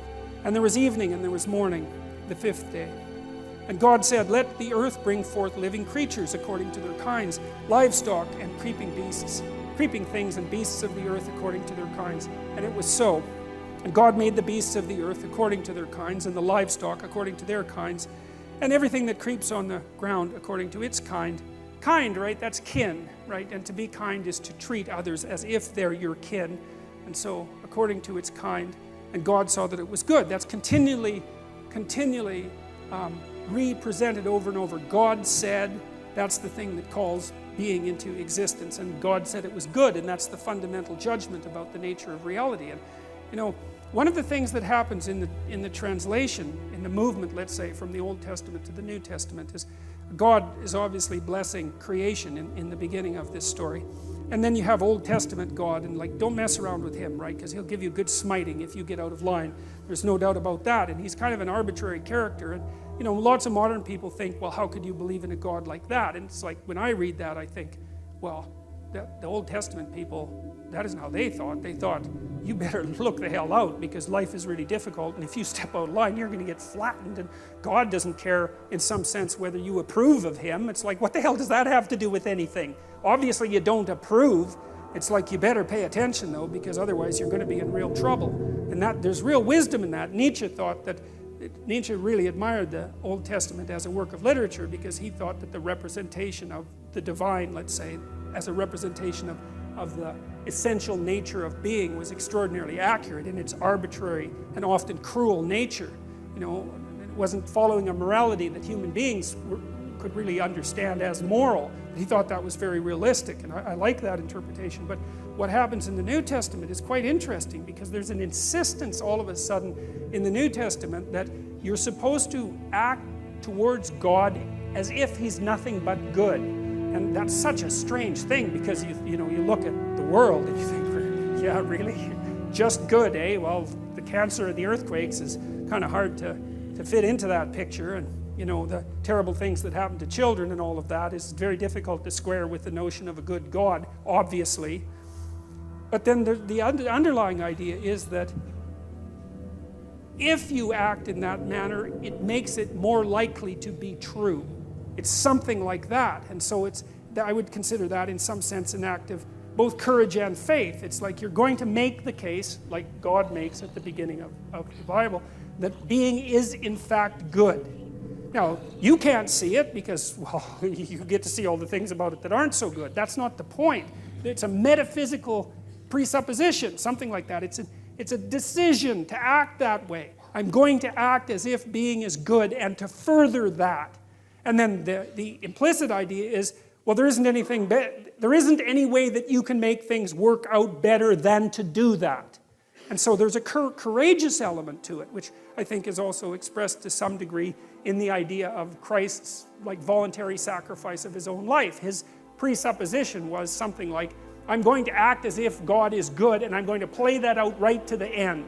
And now that becomes something like a divine pattern. And I believe there's wisdom in that, because again, most of the time that I've been wrestling with this sort of thing, I've always been looking at the opposite. I haven't been studying good, I've been studying evil. Because evil is easier to believe, especially after the 20th century. It's like, I think you have to be blind not to think about the things that happened in the 20th century as evil. And some of the things that happened were so brutal, it's just absolutely unimaginable. And, well, unless you imagine it. And it's right there, it's part of the historical record. And then I think, well, if there's something that's that terrible, it indicates as clearly as anything can that there's also something that's its opposite, and that's whatever it is that's the farthest away possible from that outcome. Now, that doesn't mean we can exactly say what it is, because it's easier to grip, in some sense, what it means to torture and break and hurt, and not to be able to conceptualize so clearly how you would have to act if you were acting in the exact opposite manner. But at least it implies that it exists, and I see that pattern being laid out in this dreamlike manner in the New Testament, and it has something to do with, well, it has something to do, and this is for sure, with the voluntary acceptance of mortality. Because of course that's the poisoned apple, right? The fact that everybody looks forward into the future to know that you're finite, and so is everything that you love. And it's very difficult for that not to poison your existence. And well, there's no getting out of it, as far as we can tell, but there might be something like switching your attitude to it, and you could say, well, that's the price you pay for being. And the heroic thing to do is to accept that, and not even to accept it grudgingly. To say, all right, I'm going to go along with that, I'm going to accept that, and I'm going to act nonetheless as if being is good, and then I'm going to see how things turn out. It's something like that. And God saw that it was good. And so it's an act of courage. right? There's an act of courage that's associated with that transformation of attitude. And even with regards to the notion that the world is good, it's a courageous attitude, especially given that there's so much evidence that makes that conclusion difficult to continually draw. But the alternative seems to me to be far worse. So there's God again with the sun behind him, because he's associated with the solar consciousness, and he's creating all these strange, wonderful creatures, and you know, it's a, and people say, well, you know, the idea of God as an old man in the sky, let's say, that's primitive. It's much more better to think about it as a, much more better? Jesus. Anyways, it's more sophisticated to think of the divine essence as a disembodied spirit or something like that. But you know, that's not so obvious either, because as I already pointed out, there isn't anything that's more complicated than a human being. And so the idea that the divine is something that's at least as complicated as a human being strikes me as something that's actually quite reasonable. And I know it's a metaphor, although I don't know to what degree it is a metaphor, and it's also something that's embodied. And that's also a very interesting notion, you know, because it's become increasingly obvious as we've tried to do such things as produce artificial intelligence, that it's very difficult to produce an intelligence or perhaps a consciousness that isn't embodied in some manner. It can't be just a spirit without form. And I think that's part of the reason too why Christianity puts so much emphasis at the end of time on the resurrection of the body, because there's a drive in there to ennoble the idea of the body, not just the spirit, the consciousness that floats abstractly above the body, but to say that no, you can't do that. You can't just shed that part of you that's heavy and material, so to speak, and leave it behind as if it's of no value. You have to ennoble that as well. And that idea is also linked to the representation of God as a human being, and as a wise human being, and as something that's embodied. And so, at least from the metaphorical perspective, I don't think it's reasonable just to brush your hands across it and say, well, that's primitive. Because I don't think it is. I don't think it's primitive at all. And then God said, let us make man in our image, after our likeness. And it's our, because, well, this is part of the priestly story. There's, as I said, a number of sources for the Old Testament. And in the priestly version, if I remember correctly, it's Elohim. That may be wrong. It doesn't matter, but precisely it doesn't matter, because the notion is that the God who's in the background of this story has a kind of plurality of being, right? And it looks like the idea of monotheism arose with great difficulty across time, because there are lots of powers, and the idea that there's a power of powers was something that it wasn't easy for people to figure out, you know, and because what's constant across sources of power? Well, some kind of meta power, but it's hard to figure out what that is, and that's what's being represented by the movement, as far as I can tell, from polytheism to monotheism. It's the observation that there are powers that determine the destiny of people, at least in part, that you're subject to. And then the idea that there's something common across all those powers that you can represent, partly, say, with the idea of the sun rising in the morning and fighting its way out of the darkness at night, and that's associated with consciousness and sovereignty. There's see, one of the things that bothers me about simple-minded atheism, and I would say the simple-minded atheism is of the sort that regards these stories as nothing but simple superstitions, is that it's very, very poorly informed. Because whatever these stories are, they are not merely simple superstitions. They weren't conjured up by some cabal of priests to bamboozle the masses, even though they were used for that purposes from time to time. It's much, much more complicated than that. They have a very ancient lineage, and they're tied together with all sorts of other stories. And there's an emergent wisdom in them.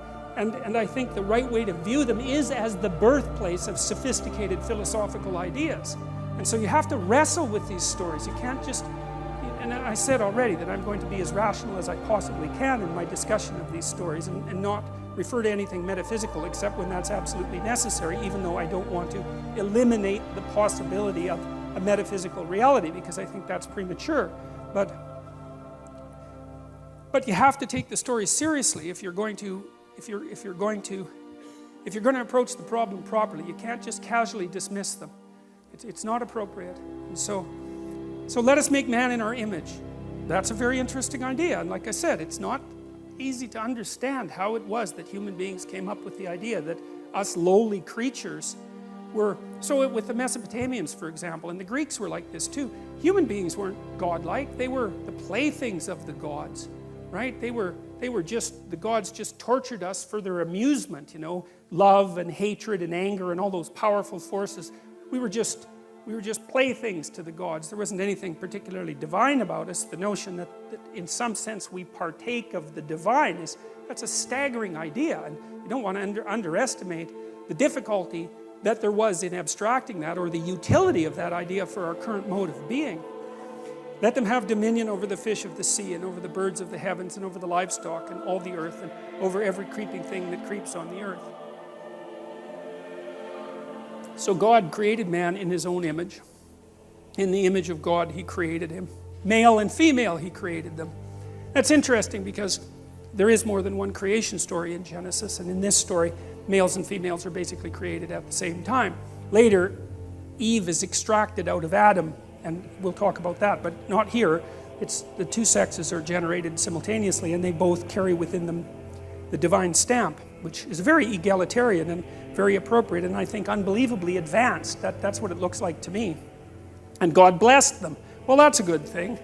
And God said to them, "Be fruitful and multiply and fill the earth and subdue it, and have dominion over the fish of the sea and over the birds of the heavens and over every living thing that moves on the earth." And there's God creating Adam and Eve, and they're looking pretty happy about the whole thing.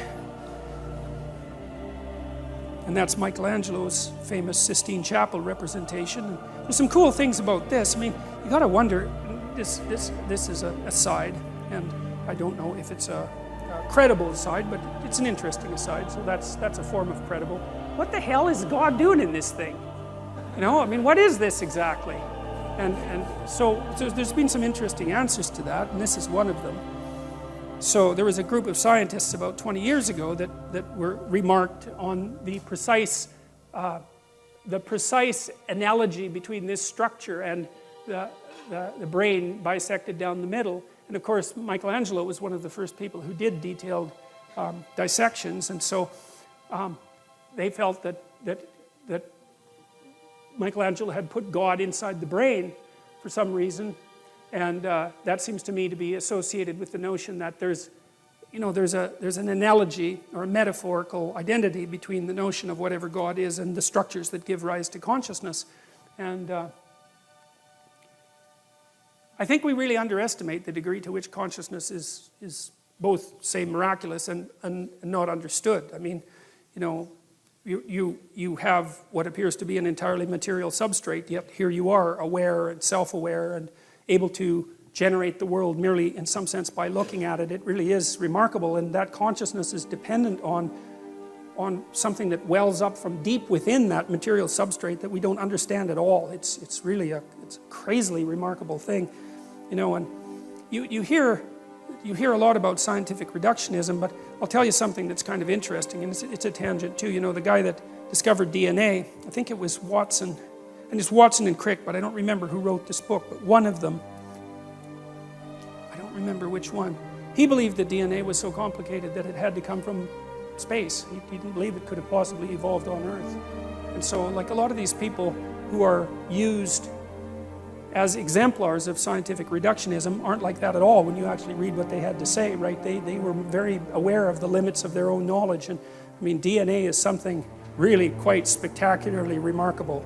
It's an eternal substance. It's been around for a very long time, and the idea that we understand it is a very stupid idea. And I would say that the same thing applies to the brain. Like we're scratching away at the surface of something we don't understand at all.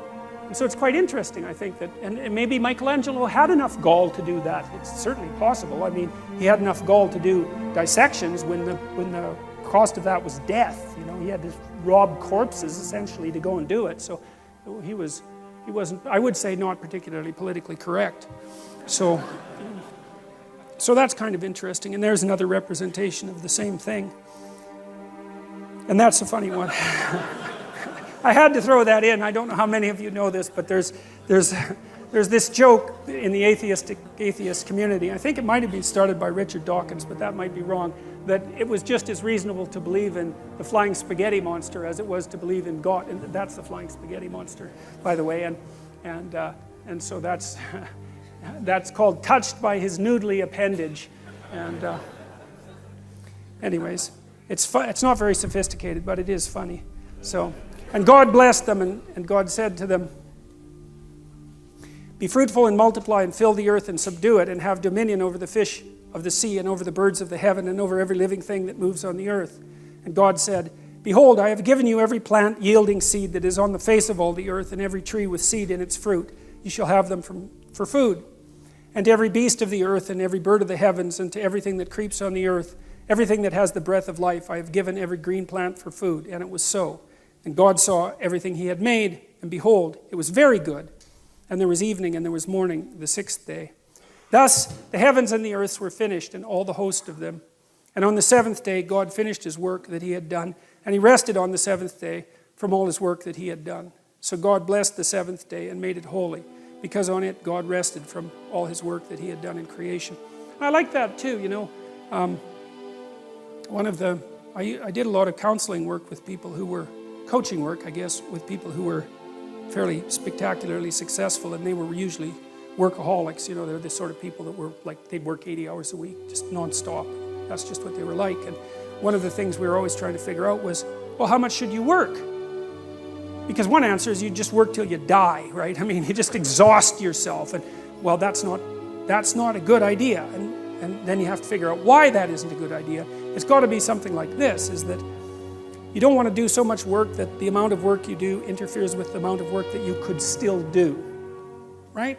Because if you work like mad for 2 weeks and then you have to lie in a hospital bed for a month, that obviously isn't very productive. So you have to figure out how much you can work diligently, and then how much you have to recuperate so that you can get back up and work again. And you know, people have basically settled on something like this and given it the divine imprimatur. That's one way of thinking about it, which is, well, you can toil away for 6 days, and no wonder, because you have to work, but you should rest at least 1 day out of 7, because otherwise, well, you don't appreciate life. That might be part of it. And plus, I think it's more a matter of iterability, you know, because one of the things that defines morality is the capacity to repeat something, right? So if something is properly structured in a moral manner, then you can do it over and over and over again without any degeneration. And so that's kind of like a relationship. If your relationship is negotiated, you can continue to negotiate it, and then you can have a relationship that lasts for a long time. You can do it today and next week and next month and next year. You can maintain it across time. And this, I would say, is the wisdom that's been garnered over God only knows what period of time, to say, well, look, I mean, even God needed to take a break and appreciate what was going on, and it's not such a bad thing for people to follow that pattern. And that's a good thing for modern people to know, because we seem to be, even though, you know, we're very wealthy by historical standards, our capacity to relax isn't exactly what it could be, and I think that's really hard on people. Okay, so I'm going to go over again the idea of the attributes of God. I talked about that a little bit last week, but I want to return to it because I think it's worth dwelling on a little bit, because we're trying to figure out what it is that people were trying to formulate when they were formulating these representations. And we've sort of come to the conclusion that there is an attempt to abstract out the nature of power from specific aspects of power, and there's some attempt to associate that with consciousness as that which gives rise to being itself, and there's some attempt to associate that consciousness with something that has a cosmic quality, whatever that might mean, and it's a statement that it has a cosmic quality rather than a discovery. It's a mere statement that there's something about consciousness that has world-generating significance, and also the implication that it's associated with human beings as well. It's a very interesting set of propositions, and I don't believe that they're simply refutable. Like it's a perfectly coherent argument, even though it's primarily made metaphorically. And so then, once again, I want to build up the framework of associations around the idea of God. One of the things that Freud did when he was interpreting dreams, and this is quite useful, you know, so if someone comes to me with a dream, then I have them tell me the whole dream, and then I get them to repeat it line by line, and then whenever they say a line and there's an object in it or a person or something like that, I ask them what that makes them remember, or what that thing means to them, or what comes to mind. And that's the associational technique, and it's predicated on the idea that your memory works by association.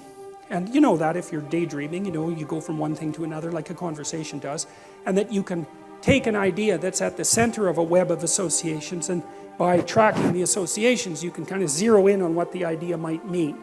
And then Jung expanded that by trying to, he called it to amplify the dream by thinking about narrative or literary or mythological similarities that might be associated with the narrative structure of the dream.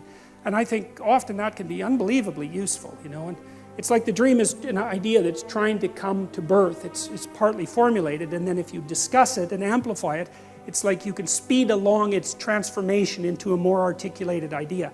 And the dream is also something that, because your brain, your mind is trying to, with one foot in the unknown, it's trying to formulate what's out there in the unknown and to make it concrete, but it doesn't do that in one fell swoop. It doesn't just take potential and turn it into articulated ideas. It has to dream up what's out there first, projects its imagination out there to get a handle on what it might be, and then that's presented in the dream, and if you analyze the dream you can make it more articulate. And so that's what we're going to do with the attributes of God, to build up the representational structure a little bit. So the hypothesis is that God is an abstracted ideal, formulated in large part to dissociate the ideal from any particular incarnation or man or ruler. And the underlying idea there too is that when the ruler becomes the ideal, the state turns into the biblical Egypt. And the biblical Egypt is a tyranny. And so there's a very, very solid idea in the Old Testament that I think took people, God only knows how long, to figure out that if you confused the notion of sovereignty with the current sovereign, then your culture immediately degenerated into a totalitarian state and turned to stone. And that was deadly. Then you were slaves. And then the thing was going to collapse as well. Like, no matter how big and grandiose, as soon as the ruler became the concrete incarnation of the ideal, there was no distinction between the man and the divine notion of the ideal, then the society was doomed. And I think that that's I think that's true. It's as simple as that. And I think we saw more than enough evidence of that in the 20th century, and we're certainly seeing the same thing repeating itself now. When the ruler becomes the ideal, the state turns into the biblical Egypt, and the biblical Egypt is the archetypal tyranny. So, what is God like? Well, from the Christian perspective, there's three elements. One seems to have something to do with tradition. And so that's God the Father, and that's partly the embodiment, I would say, of the human being, and that's an ancient thing. And it's also partly the embodiment of the tradition of human beings, which is also a very ancient thing. And that's the structure, as I said. It's the structure that consciousness emerges from that enables us to grapple with the unknown as such. And then there's the intermediary between that and Christ, say, that's the Holy Spirit, that's that bird. And that's the Spirit in a more abstracted sense. And I would say that's probably as close as Christianity ever got to the notion of consciousness as such. Disembodied consciousness, something like that. And then there's the notion of the suffering individual, and that's a very complicated idea. And it's something like, so there's this idea, an old idea, and I believe this was originally a Jewish idea, that something with the attributes of God, omniscience, omnipresence, and omnipotence, lacks something. So it's like a Zen cone. It's a really interesting idea, because you think, well, what in the world can something like that lack? And the idea is limitation. So something that's everything lacks limitation. And that idea, like when I first encountered that, just blew me away. I thought it was such a brilliant realization that there are advantages to not being able to do things. Partly because it gives you something to do. I suppose that's a big part of it, right? If you had everything you wanted at every moment at your fingertips, well, there's nothing, there's no story. And it's funny, because that happened to Superman, the cartoon character. by the 1980s, he could juggle planets and you could bounce like hydrogen bombs off him and it'd be fine. And it's like everyone got bored because, well, what were we going to do to Superman? It's like you lob a hydrogen bomb at him and he just brushes it off and like combs his hair, and that's the end of that. And the whole cartoon series basically died because he didn't have any flaws. There's no story without the limitation. And I think that's an absolutely remarkable idea. And so part of the notion of Christ, and this is something that I've puzzled over for a long time, and I learned a lot of this from Jung, is that there's an idea in Christianity that there's consciousness as such, which in some sense is eternal. It stretches from the beginning of the time to the end of time, but it's this abstracted notion. But it lacks a certain kind of reality because it's not instantiated somewhere. It's not instantiated in a specific time and place in history. And so the idea of the Son, the third part of the Trinity, or one of the three parts of the Trinity, is the notion that tradition and consciousness as such also has to be embedded in history in a particular time and place. And so there's the archetypal embeddedness, and that would be the incarnation, and that's the perfect man, right, who accepts his mortality and acts in a virtuous manner. But it's the archetypal story of every individual as well. And there's a very strong strain in Christianity. I would say this is more pronounced in Orthodox Christianity, that the proper path of life is to take the tradition, let's say, and the spirit that's associated with consciousness as such, and to act it out in your life, in your own personal life, in a manner that's analogous to the manner in which Christ acted it out in his life. And what that means in part is the acceptance of the tragic preconditions of existence. And so that's partly betrayal, right? Betrayal by friends and by family and by the state. And it's partly punishment for sins that you did not commit, as well as the ones you did commit, and sometimes that's just a relief, but the arbitrary nature of justice, and also the fact of finitude. And the notion is that your duty, let's say, and the way to set things right in the cosmos is to accept that as a necessary precondition for being and to act virtuously despite that. And that's a very, very powerful idea as far as I'm concerned. And I'm also, the world's a weird place, and I've seen some very strange things in my life. And one of the things that I've seen is that, I've dealt with some people who were very, let's say, that they weren't on a good path. Let's put it that way. And one of the things that was really interesting about being around people like that, it was like almost like they were surrounded by a gravitational field of sorts. I'm speaking metaphorically, obviously.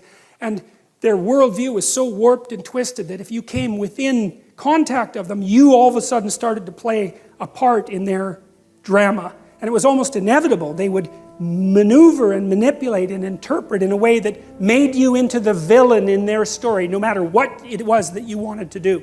And unless you've encountered something like that, and many of you probably have, you don't know how powerful a pull that is. And so it's certainly possible that someone can act in like a gravitational object and bend things around them to fit their narrative, their unhappy and tragic narrative. But I've seen the opposite too, where people who were aiming upward with the best of their ability, and because of that, they had a positive effect on the people around them, and that ordered things around them in profound ways. And I think it's an open question, the degree to which the cosmos would order itself around you properly if you got yourself together as much as you could get yourself together.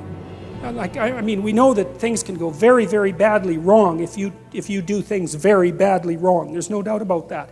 But the converse is also true. If you start to sort yourself out properly and then you have a beneficial effect on your family, first of all, that's going to echo down the generations, but it also spreads out into the community. And we are networked together. We're not associated linearly. We all affect each other. And so it's an open question, the degree to which acting out the notion of the notion that being is good, and the notion that you can accept its limitations and that you should still strive for virtue. It's an open question how profound effect that would have on the structure of reality if you really chose to act it out. And I've seen things, as I said, in my life that indicate that I do believe there's a metaphysical element to life as well as the rational, practical element. And I think there are times when those two things come together, and I've seen that happen. And so I don't think we know the limits of virtue. I don't think we know what true virtue could bring about if we if we aimed at it carefully and practically. And so the notion that there's something divine about the individual who accepts the conditions of existence and still strives for the good, I think that that's an idea that's very much worth paying attention to. And I think the fact that people have considered that idea for at least 2,000 years quite seriously is also an indication that there's at least something to be thought about in relationship to that. So that's kind of the Trinitarian idea. Same idea there. And you see, it's interesting too, because you have God the Father, essentially, who's coming out of this strange, you see, this isn't the sky exactly, and you see this very often in these old pictures. It's not exactly the sky, whatever the heaven was that people believed in. It's something it's like the sky opens and there's a dimension beyond the sky. It's something like that. And I wanted to show you this too, just to show you that this isn't only a Western conception. And it has something to do with mystical experience, because there's a bodhisattva. It kind of looks like he has a hat, but that's not a hat. That's a whole bunch of bodhisattvas going back to eternity, right? And this hole in the sky here is like a hole into time, and these things are recurring across time. It's the eternal recurrence of this redemptive archetype, and the sky opens up, and you can see that thing recurring and recurring and recurring. Same idea is basically, that's the Blue Buddha, who's a healing entity, sitting in a mandala, which is like a representation of paradise. And it's the same idea. It's like reality opens up and reveals this image of perfection. And so it's a universal conception. And I think it's a representation of the possibility of the metaphysical and the physical coming together in some sort of communication. It's something like that anyways. And I mean, you have to remember that there's absolutely no doubt that people have metaphysical and religious experiences. That's an absolute fact. You can induce them chemically. You can induce them electrochemically. Lots of people who have epilepsy have epileptic prodromas that are associated with divine enlightenment. So Dostoevsky, for example, he had epilepsy, and that was really, I think, one of the things that made him a great author. And Dostoevsky would have this feeling that he was going to have an epileptic seizure, and he said that the feeling for him was that the world was opening up and he was becoming more and more and more enlightened, and he was just on the verge of grasping the essence of existence, and then he'd have an epileptic seizure. And for the subjective feeling was that much knowledge was just too much for him to bear. Well, you can say, well, that was a neurological abnormality, and fine, but God, he was Dostoevsky, and so you can't just brush that off. So so that's the Trinitarian idea fundamentally. And this notion here is the notion that, well, the cross is a funny thing, because the cross marks the center, and it's an X, and the X is the center of the world, like the X that a cathedral is, and it's the center of the world is where you are, because as a consciousness you're the center of the world, and that center of the world is a place of betrayal and suffering and limitation. That's exactly what it is. And the question is, well, given that, and given the fact that you know it, what the hell are you supposed to do about it? And what that representation, I believe that's Goya, what that representation implies is that you're supposed to voluntarily accept that and then move forward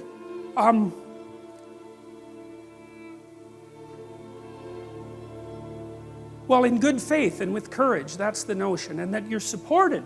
You're supported by your tradition, and that's why you need your tradition too. That's why you need to be embedded in your tradition, because without the support, let's say, of your father, and I mean that both practically and metaphysically, without that behind you, without the knowledge of you as both a biological and a cultural creature, without that depth of knowledge, you don't have the courage to do it, because you don't know what you are, what you could be. And so without that, because you're a historical creature, what students ask me sometimes, why study history? It's like, well, because history is about you, that's why. It's like, history tells you who you are. You can't tell who you are because you only live a little while. How the hell can you figure out who you are? So you need all this collected wisdom and all this dream-like information and all this mythology and all this narrative to inform you about what you are beyond what you see of yourself. And you're pummeled down and people picked on you, and there's 50 things about you that are horrible, and you've got a self-esteem problem, and you're sort of hunched over, and you've got all these problems, and so it's not easy to see, let's say, the divinity that lurks behind that, unless you're aware of the heroic stories of the past and the metaphysics of consciousness, let's say, I don't think that you can have the courage to regard yourself as the sort of creature that can stand up underneath that intense existential burden and move forward in courage and grace. And of course, that's part of the reason that I'm talking about these biblical stories, and it's 9:30, so we're going to have to stop.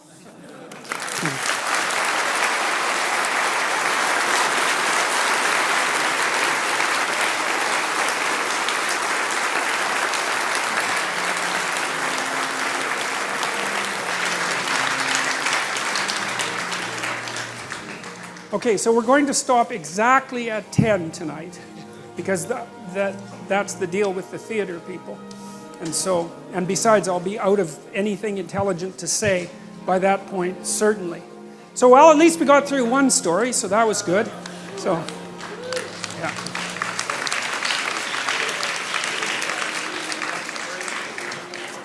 Okay, let's give everyone like just a few seconds to settle down, and everyone who wants to leave can leave. So thank you for all for coming, by the way. I'm constantly amazed that everybody comes and listens to this, because it's just, well, it's strange. Let's put it that way. So far it's been fun though, so that's good. So okay, let's go. Hi, that works. Hi, Dr. Peterson. I was raised Catholic, and anytime there was a bit of an inherent contradiction, let's call it, in the documents of the Bible, it would be referred to as a mystery. And there's one mystery I've always kind of wondered about, and it's very important to Genesis. How do you deal with a perfect God, or the conception of a perfect God, who by nature is incapable of an imperfect design? Incapable of a perfect design. So what I mean by that is many religions present, for example, good and evil as separate deities that pre-existed simultaneously. What's interesting about Christianity is that Lucifer, the embodiment of evil in the Christian religion, is an outgrowth of God, and is sometimes, Milton, for example, presents him as a rebel against his interpretation of God's tyranny, right? Another example, we didn't touch on Eden today, but in paradise, a supposedly perfect garden, a perfect design, is infiltrated again by that evil outgrowth of a so-called perfect God. So from a psychological perspective, do you think there's a significance to this presentation of perfection, yet the contradictory flaws that are sort of naturally part of that perfection, quote unquote? Oh, so good. That's a good, simple question. We're starting good. See, Carl Jung, he was kind of Manichaean in his approach, and he tended towards thinking that evil, in some sense, was a separate entity. And I thought about that for a long time, because there's a potency about evil that just can't be brushed away. And I mean this most practically, as I've said, like for people in my clinical practice, I've dealt with many people who are touched by malevolence, and there's no other way of stating it properly. And this happens a lot to people who have post-traumatic stress disorder. Like, they encountered someone that wanted to hurt them for the sake of hurting them. It wasn't some misunderstanding. You can forget about that. It wasn't that at all.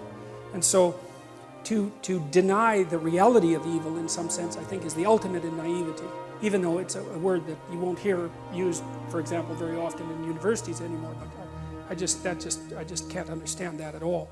But I thought about that a lot, and so I'm going to kind of answer that question by hitting it scattershot. The first thing is that there's an idea, and this happens in Milton, that comes across in Milton, that distance from God is hell, right? That hell doesn't actually have any, no, it's ambivalent in Milton, but the fundamental claim seems to be that the farther you get from God, the more it's hell. And then there's another idea that Milton's Satan, who's Lucifer, the bringer of light, right? He's God's highest angel, gone most wrong. And I kind of think about him as the spirit of rationality, of intelligence. It's not because I'm not an admirer of intelligence, because hooray for intelligence, but one of the things that Milton seemed to cotton on to before the rise of modern totalitarian states was that intellect has the capacity to fall in love with its own creations and to elevate them to the highest place, which is basically a totalitarian claim. It's like, what I know is everything that needs to be known, And if it was only manifest in the world would become a utopia. And I also think that's, and we'll talk about this next week, I also think that that's the core idea behind the Tower of Babel. Remember, the Tower of Babel is raised by human beings so that the pinnacle will hit heaven. And so it's the idea that we can build a structure that makes the transcendent unnecessary. And so, okay, so there's those two things. And then there's an idea of free will that's associated with it too. And it seems to me that in order for there to be good, there has to be evil. And so I think the answer is something like this, is that in order for there to be being, there has to be limitation. In order for there to be good, there has to be the possibility of evil. I think the right path is to exist such that the possibility of evil remains open, but that you choose the good. And I don't think that evil per se is built into the structure of the world. I do think that that's human. I think that evil is human. And I think it's understandable. I did a lecture that's online about the distinction between evil and tragedy. And tragedy seems to be built into the structure of the world, and perhaps you can blame God for that. I mean, it doesn't seem to me that it's your fault that there are earthquakes, for example. But it is not obvious to me either that it's tragedy that takes the spirit out of people. I think that human beings are actually equipped to deal with tragedy, but we're not equipped to deal with malevolence. That destroys people. And so I think that metaphysically speaking, the world is structured so that people have a choice between good and evil. So then the next question is why do we have a choice? And that's where my knowledge runs out. Like the alchemists, for example, speculated that, and the Orthodox Christians also follow this line of reasoning, is that human beings in some sense are furthering creation by our actions and by our choices. And I think there's something to that. It's like creation is unfinished in some sense, and that we're participating in moving it in whatever direction it is that we want to move it. And part of that is that we have free will, and part of that is that we have the choice between good and evil. And that's also all associated with the significance, maybe the cosmic significance of our lives. And that strikes me as plausible. And I think the weight of responsibility that people feel existentially is an indication of that. So that's about the best I could do with that. So. And it seems the way you're describing it, it's built into at least the text that you presented, because one of the other things I'd noticed was God consistently describes creation as good, right? Mm-hmm. He creates light, it's good. He creates dark, it's good. Oh, okay. After he creates things, he announces that he creates man and woman and announces that they have dominion over those things and can use them. Yes. And it might be something lost to translation, but that is described as very good. Yes. As soon as that dominion is brought into existence, yes, right, exactly. It might speak to that notion of furthering Well, creation. and here's something interesting too, and we'll develop this a lot, is that, you see, when Adam and Eve eat the fruit, the snake gives them the fruit, the first thing that happens is their eyes are opened, okay? And to me that means that, well, they've woken up, right? There's been an increment in their consciousness. And the next thing that happens is that they recognize that they're naked. Okay, and to recognize that you're naked is to recognize that you're vulnerable. And human beings are strange creatures, because most animals are like this, and they're protected, but not us. Like, our most vulnerable parts are displayed for harm and for everyone to observe, right? So we've got that sort of bipedal self-consciousness built into us. But what's really interesting is that when Adam and Eve realize that they're naked, it's the same moment that they know the difference between good and evil. And I just ground away on that for years, trying to figure, what's going on here? What's the relationship between consciousness, knowledge of nakedness, and the knowledge of good and evil? And then I think I figured it out. I think it was that, you see, when you know that you're vulnerable, and they also develop knowledge of death, right? So there's deep knowledge of vulnerability, and they get embarrassed about that. They cover themselves up, right? So that's culture. So it's a very profound shock for them to recognize that they're naked. It even makes Adam hide from God. And then they develop the knowledge of good and evil. Well, I think it's because, you see, human beings have this peculiar capacity that no other creature has, which is, I know how I can be hurt.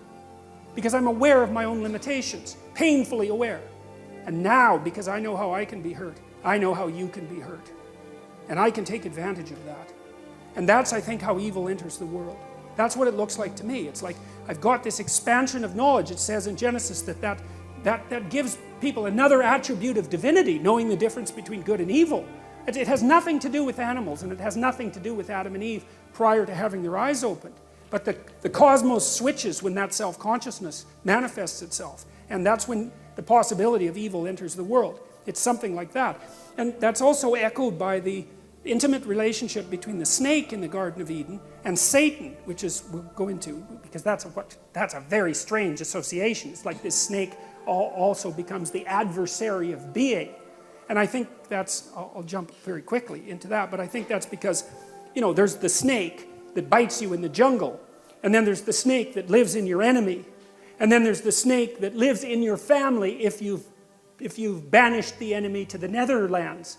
And then there's the snake that lives in you if you remove yourself from your family. And that snake that's in you, right, that's a psychological phenomena. That's equivalent to transcendent evil itself, the thing that inhabits every single person. That's why there's that association between the snake and Satan. And that's why I think that people have this, it's associated with our knowledge of vulnerability that gives us this constant capacity for evil. I mean, imagine if you're a medieval torturer. People don't generally imagine that sort of thing, but people were medieval torturers, and they were very good at what they did. And the only way that you can be a torturer is to know what would hurt you. Right? And so you exploit your own vulnerability, you exploit the knowledge of your own vulnerability to bring pain into the world. And I don't think that you can lay that precisely at God's feet. Now, people have been arguing about that for a very long time, but my question, the question for me that arose from that is, all right, fine, like tragedy, you can lay that at God's feet.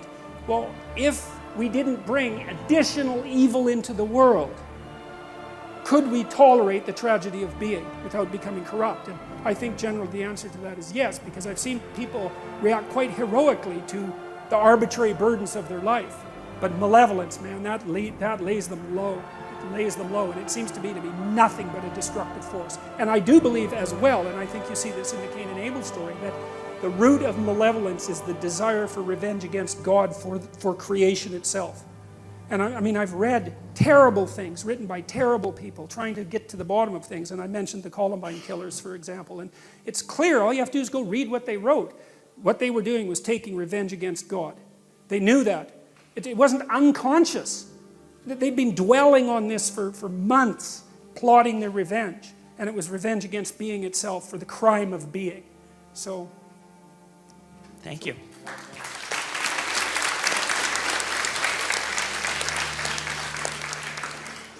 Hi, Doctor.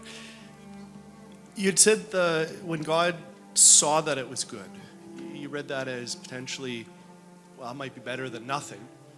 And the story in Genesis, it's bracketed by days, which aren't necessarily literal days, yom, the original word, but it's also bracketed by, and he saw it was good, at the end of the day. So my question is there something more profoundly happening there between this profundity of speaking into existence, the way, the start is, to this observation, this seeing that it's good? And is God modeling consciousness? Is there a little more there for us to grapple with? Okay, so more for us to grapple with in what way?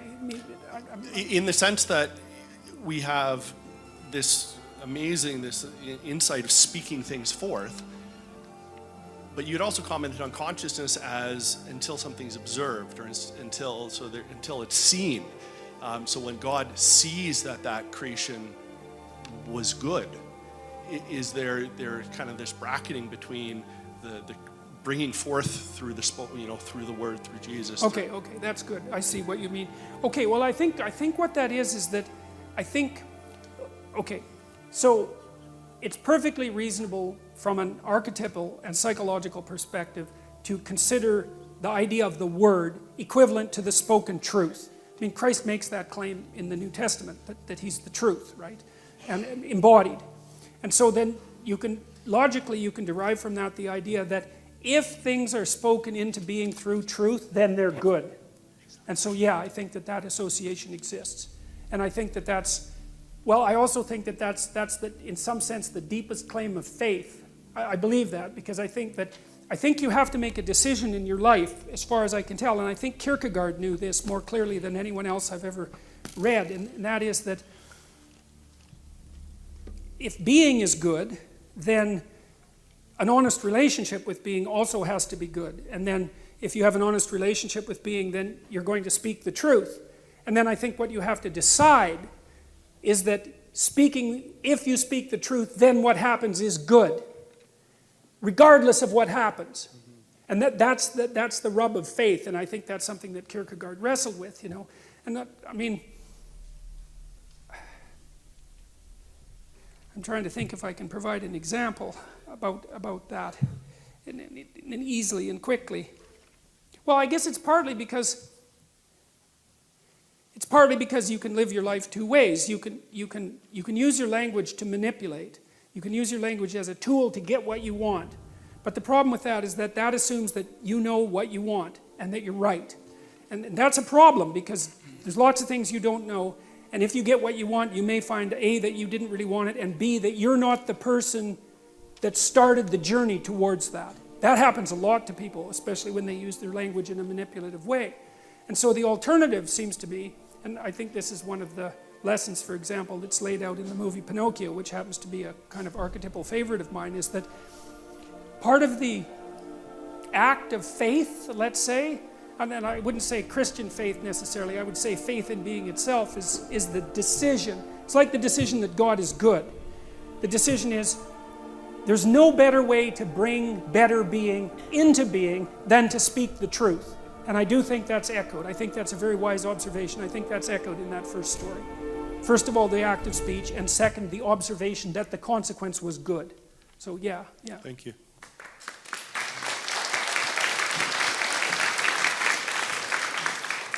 Good morning, Citizen Peterson. First, I have a bunch of questions and I want to have them answered immediately. Like, you have a post on Quora in which you encourage all children to incur skateboarding injuries. but also stated in this post, you wrote that do not try to rescue someone who does not want to be rescued, and be very careful about rescuing someone who does. And can you reconcile this with what you stated about transcendent morality and the heroic impulse that I guess men are supposed to be born with? Okay.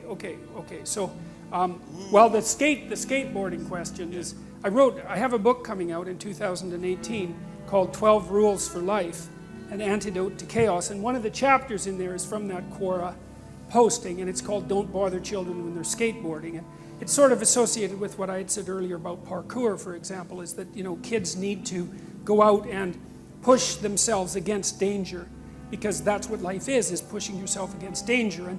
And when you see kids doing things that are dangerous but spectacular, then you kind of have a moral obligation to back the hell off and let them experiment with their own mortality, because you can't keep them safe. The best thing you can do is make them able and courageous.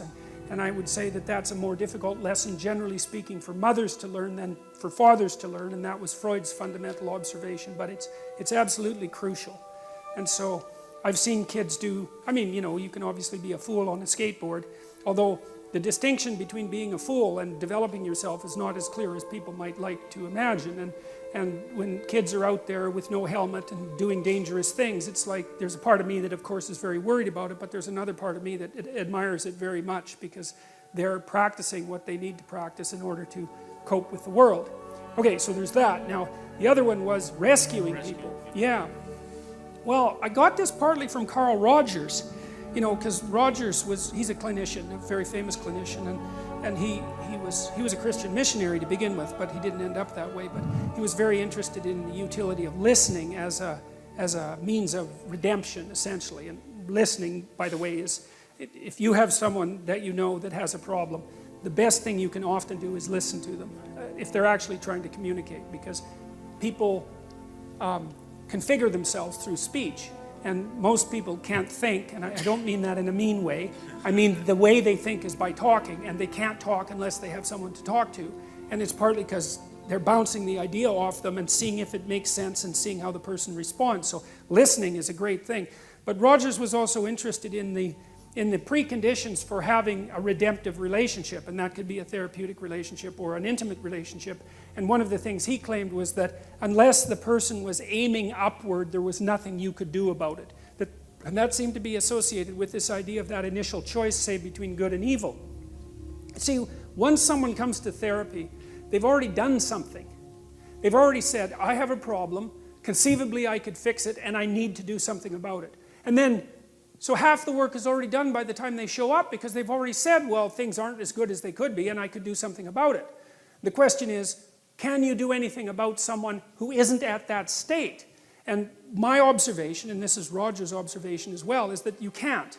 I think you can serve by example, but until the person has decided on their own that they're wrong, and that's why they're suffering, that there's something wrong about what they're doing, and that they want to fix it, I think that even trying to hammer against that often makes it worse.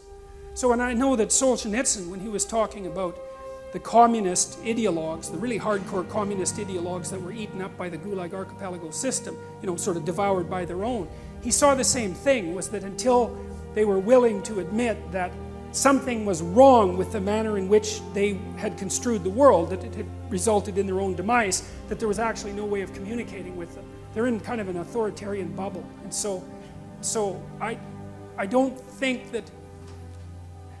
So even if you orient yourself as an archetypal hero, there's no way you can get through that barrier that Well, they I put think up? that that's part of the issue of free will. I do not think that people can learn unless they admit that they're wrong. There's this play, The Cocktail Hour by T.S. Eliot, and he has this woman in the play, and she comes up to a psychiatrist and she says, just in the course of casual conversation, she says, I really hope there's something wrong with me. And of course the psychiatrist is a bit taken aback by that, and he says, well, why in the world would you hope such a thing? And she says something like, well, like, I'm suffering, man, things are not good for me, I'm having a dreadful time of it, and as far as I can tell, there's only two possibilities. Either the world in its essence is conspiring against me and I'm doomed, because what am I going to do about the world? Like, it's just built into the structure of reality. Or I'm doing something wrong. So I'm really hoping that I'm doing something wrong, because if I am, then maybe I could fix it and I'd stop suffering. And it's something like that. And see, it's also, I think that if your life isn't what it could be and you're suffering, then it seems to me that that should be sufficient evidence that you don't know enough. And if that isn't sufficient evidence that you don't know enough, then I don't know how anyone else could provide you with that evidence. And so I'm going to leave it at that. This is psychological rescue, not like rescuing someone who's drowning, for example. Yes, you can rescue people when they're drowning even if they don't want you Perfect. I'll tell you something about that, though.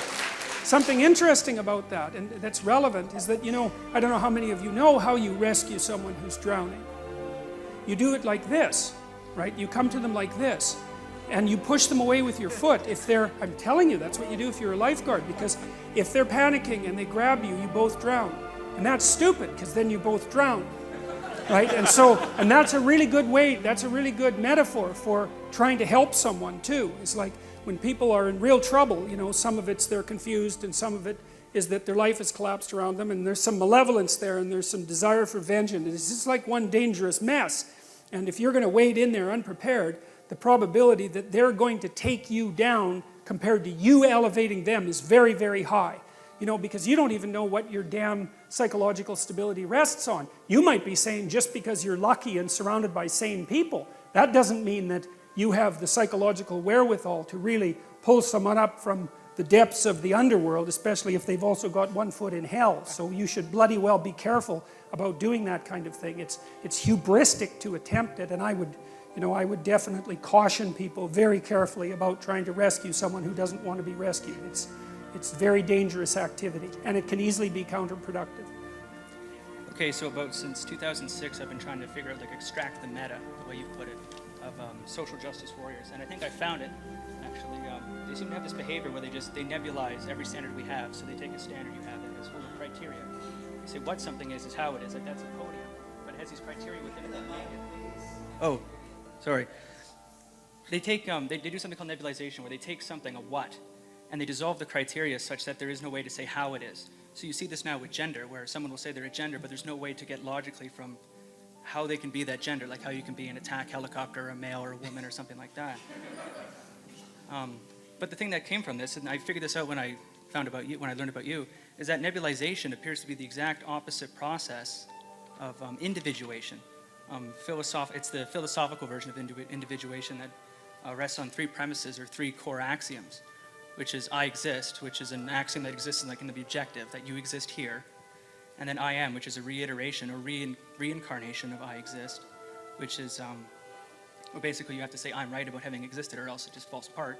And then you have as, which is the question begged from that. Well, if you exist and you're right, as what? And you're talking about God being the metaphor of God in Genesis being the metaphor for the creation of consciousness. And it appears that individuation actually fits that triad. Because if you take as, for example, and the as it's the predictive aspect, where you try to take the subjective and make it objective. So you have an idea, you test it in reality, and time is the ultimate arbiter that determines these things.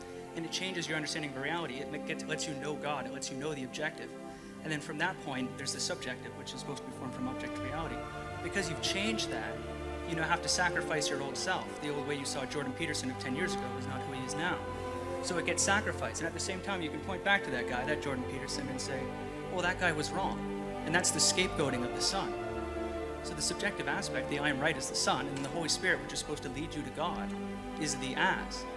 And Okay, then, I don't understand the relationship between that and the first part. Go. So can you just clarify that? The social justice aspect and the nebulization. Oh, the social justice is the exact opposite process of individuation. That's all it is. And it actually occurs at as. If you're at as and you're thinking, well, what am I? You either apply individuation, you try to apply criteria, you try to find out what you are in reality, or you refuse that paradigm and say, well, look, I'm always going to be right, I'm completely self-righteous, and you stop at that subjective aspect, where everything becomes subjective and you ultimately become relativistic and nihilistic. So I'm asking, have you considered that the Genesis tale and the creation myth and God is actually the process of individuation, and the Trinity is actually those three core premises, the three axioms that come from that. Okay, I haven't considered that. I mean, I know that Jung drew a parallel between the idea of the passion, for example, and the development of human individuality. And so there's that idea is lurking inside the Jungian notion of individuation, because it has to do with voluntary confrontation with mortality and also with evil, right, as two of the key elements of genuine self-realization. I haven't considered the metaphorical pathway that you just described, so I can't comment on that. I'd have to think about that. But I could say that one of the things that does disturb me about the ideological battle that's going on right now, and I think this is a very deep part of it, and this is the part that's a battle against the logos in Derrida's own terms, right? The phallogocentric West needs to be taken down to its essence, is the refusal to engage in precise language. And I see that in part, for example, manifested in the refusal of the people who I'm criticizing to ever engage me in any debate. They don't believe in debate, and they don't believe in the let's say the redemptive power of dialogue, because mostly what they believe in is power. So there's a nebulization in that manner. There's this tendency to hide behind what's vague and fog-like instead of making things sharp and clear and crystalline. And I do think that that's part of the degeneration of a civilization as far as I'm concerned. So you haven't considered that then? No. Not yet. Would you please? I'll do my best. I'll do my best. Please.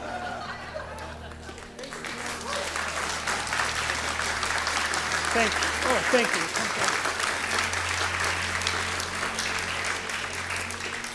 Okay, so this is it. One more question, and then I'll make it quick. Okay.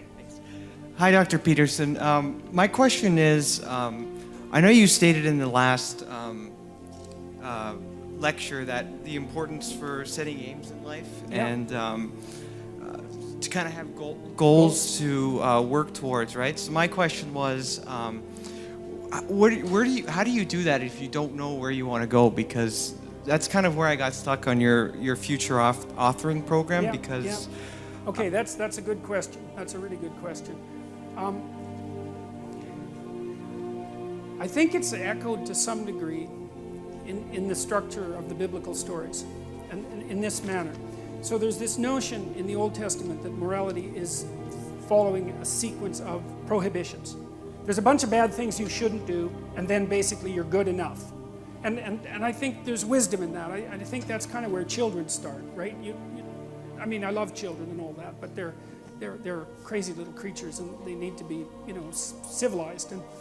partly what you do is you lay prohibitions on them, and mostly what you're trying to do is lay prohibitions on them for the behaviors that, if they manifested, would make their life miserable. So I have another chapter in this book that I'm writing called Don't Let Your Children Do Anything That Makes You Dislike Them. And the idea there is that your job as a parent is to help your children become the sort of 4-year-olds that adults genuinely smile at when they come into a room, because that makes the entire social environment both truthful and welcoming. And so your job is to make them desirable social beings, and a lot of that is prohibition. Okay, and there's this ethical transformation. It happens to some degree in the tradition of in the prophetic tradition, where there's a spirit that seemed in some sense to rise above the law, but there's a real transformation between the Old Testament and the New Testament, because the Old Testament is prohibition and the New Testament is, well, here's the good things you do once you're more than merely prohibiting yourself from impulsive sin, let's say. There's a positive good to be accomplished. Well, you might say, well, I don't know what the positive good is. Fair enough, man. So this is why this thing that I've said to people has become this crazy internet meme, but that's to clean up your room, and which is a lot better and more useful than people think. It's a lot harder too, but the first thing you do, I think, and I learned this in part from Solzhenitsyn when he was trying to iron out his soul when he was in the Gulag, because he was trying to figure out how he got there, how he contributed to how he got there. You know, not Stalin and Hitler, even though they were kind of to blame, you know, but there wasn't much he could do about that. I think what you have to do, and this is part of humility, is you have to look around you within your sphere of influence, like the direct sphere of influence, and fix the things that announce themselves as in need of repair. And those are often small things, you know, and they can be like your room. Put it in order, because the thing is, it isn't exactly so important that your room is in order, although it is. What's important is that you learn how to distinguish between chaos and order, and to be able to act in a manner that produces order. And in most households, there's 100 things that could be done to just make it less hideous and horrible. And so practicing that it's a real useful form of meditation, and it's also, I think it's a divine act, because you're taking chaos. And you know, if you pay attention even to a room, it's so interesting. And I learned, because I've renovated many places now and tried to make them beautiful. And one of the things that I've really learned is that even if you own a structure, unless you've investigated all the nooks and crannies and cleaned them up and put your own imprint on them and made them yours, they're not yours. The mere fact of physical ownership doesn't make them yours. You have to establish a dynamic relationship with the objects before they're actually yours. And I think you can do something as simple as just sit on your bed and think, okay, there's probably like 5 things I could do today so that tomorrow morning is slightly better than this morning was, or at least I'm not falling behind. And those will usually be, it's like having to eat a toad in the morning, right? It's like, it's not going to be something you want to do. There'll be things you're trying to avoid. They're snakes, essentially. But if you ask yourself, like you're asking someone, which I think is a form of prayer, if you ask yourself, instead of telling yourself, you know, what is it that I could do to set things more right today that I would actually do? It's usually some small thing because you're not that disciplined, you know. Then you can go do it. And then you put the world together a little more when you do that. And that spreads out. But you also construct yourself into something that's better able to call order forth from chaos. And that makes you just incrementally stronger. And then the next day, you can maybe take on a slightly larger task. And like, you get the benefit of compound interest if you do that. It's a tremendously powerful technique. And I think if you do that, at some point, instead of just having to fix things up that are not good, you'll start to get a glimmer of the positive things that you could do, you know, the positive things that you could do that would actually constitute a vision. And that's what I would recommend. Thank you. All right. Good night.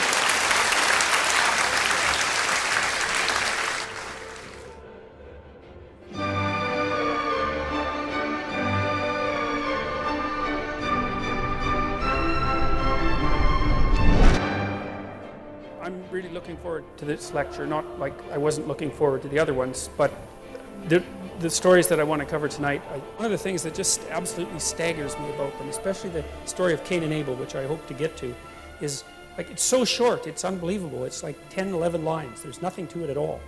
And I've found that it's essentially inexhaustible in its capacity to reveal meaning. And I don't exactly know what to make of that. I mean, I think, because I said I was going to take as rational an approach to this issue as I possibly could. I think it has something to do with this intense process of condensation across very long periods of time. That's the simplest explanation. But I'll tell you, the information in there is so densely packed that it really is, it's not that easy to come up with an explanation for that.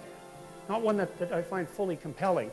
I mean, I do think that the really old stories, and we've been covering the really archaic stories in the Bible so far, I think that one of the things that you can be virtually certain about is that everything about them that was memorable was remembered, right? And so in some sense, and this is kind of like the idea of Richard Dawkins' ideas of memes, which is often why I thought that Richard Dawkins, if he was a little bit more mystically inclined, he would have become Carl Jung, because their theories are unbelievably similar. The similar of meme and the similar of the idea of archetype of the collective unconscious are very, very similar ideas, except the Jungian idea is far more profound in my estimation. Well, it just is. He thought it through so much better, because Dawkins tended to think of meme as sort of like a mind worm, something that would infest a mind and maybe multiple minds, but he never really I don't think he really ever took the idea with the seriousness it deserved. And I did hear him actually make a joke with Sam Harris the last time they talked about the fact that there was some possibility that the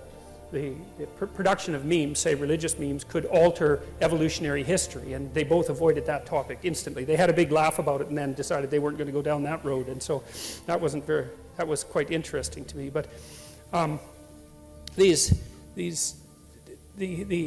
density of these stories, I do really think still is a mystery. It certainly has something to do with their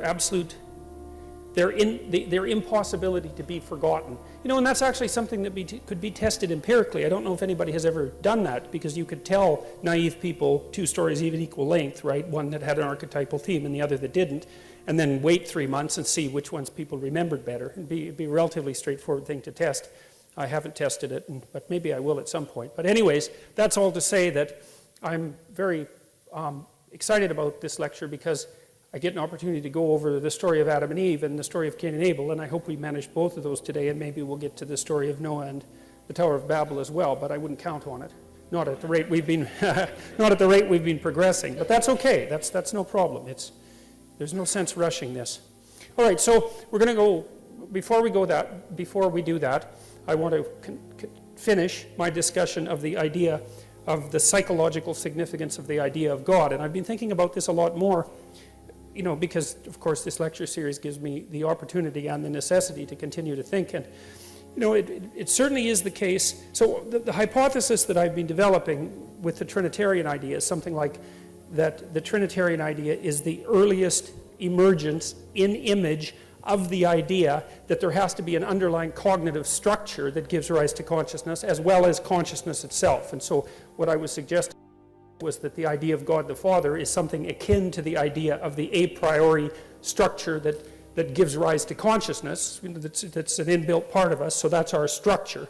You could think about that as something that's been produced over a vast evolutionary time span, and I don't think that's completely out of keeping with the ideas that are laid forth in Genesis 1, at least if you think about them from a metaphorical perspective. And it's hard to read them literally, because I don't know what, there's an emphasis on day and night, but the idea of day and night as 24-hour diurnal, daytime and nighttime interchanges that are based on the earthly clock seems to be a bit absurd when you first start to think about the construction of the cosmos. So it just doesn't seem to me that a literal interpretation is appropriate. And I mean, it's another thing that you might not know, but many of the early church fathers, one of them, Origen in particular, stated very clearly, this was in 300 AD, that these ancient stories were to be taken as wise metaphors and not to be taken literally. Like the idea that the people who established Christianity, for example, were all the sorts of people who were biblical literalists. It's just absolutely historically wrong.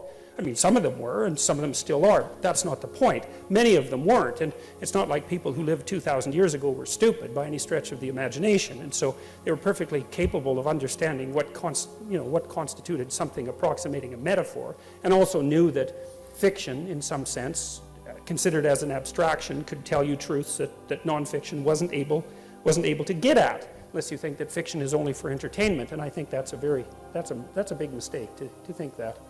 So, all right, so here we go. So, yes, so with regards to the idea of God the Father, so the idea is that in order to make sense out of the world, you have to have an a priori cognitive structure, and that was something that Immanuel Kant, as I said last time, put forward as an argument against the idea that all of the information that we acquire during our lifetime is a consequence of incoming sense data. And the reason that Kant objected to that, and he was absolutely right about this, is that you can't make sense of sense data without an a priori structure. You can't extract from sense data the structure that enables you to make sense of sense data. It's not possible. And that's really been demonstrated, I would say, beyond a shadow of a doubt, since the 1960s. And the best demonstration of that was actually the initial failure of artificial intelligence. Because when the AI people started promising that we would have fully functional and autonomous robots and artificial intelligence back in the 1960s, what they didn't understand and what stalled them terribly until about the early 1990s was that it was almost that the problem of perception was a much deeper problem than anybody ever recognized. Because like when you look out the world, you just see, well, look, there's objects out there. And by the way, you don't see objects, you see tools. Just so you know, in the neurobiology of that's quite clear. You don't see objects and infer utility. You see useful things and infer object. So it's actually the reverse of what people generally think. But the point is that regardless of whether you see objects or useful things, when you look at the world, you just see it and you think, well, seeing is easy because there the things are, and all you have to do is turn your head and they appear. And that's just so wrong that it's almost impossible to overstate.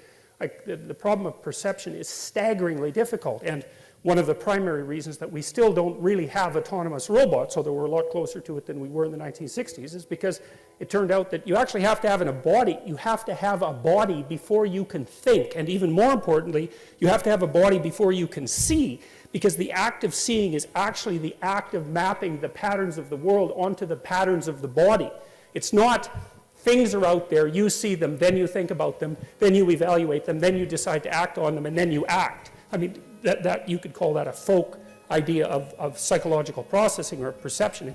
It's not, that is not how it works. Like your eyes, for example, map, one of the things they do is map right onto your spinal cord, for example. They map right onto your emotional system. So it's actually possible, for example, for people to be blind and still be able to detect facial expressions, which is to say you can, for someone who's cortically blind, so they've had their visual cortex destroyed often by a stroke, they'll tell you that they can't see anything, but they can guess which hand you put up if you ask them to, and if you flash them pictures of angry or fearful faces, they show skin conductance responses to the more emotion-laden faces, and it's because, imagine that the world is made out of patterns, which it is, then imagine that those patterns are transmitted to you electromagnetically, that through light, and then imagine that the pattern is duplicated on the retina, and then that pattern is propagated along the optic nerve, and then the pattern is distributed throughout your brain, and some of that pattern makes up what you call conscious vision, but other parts of it just activate your body. And so, for example, when I look at this,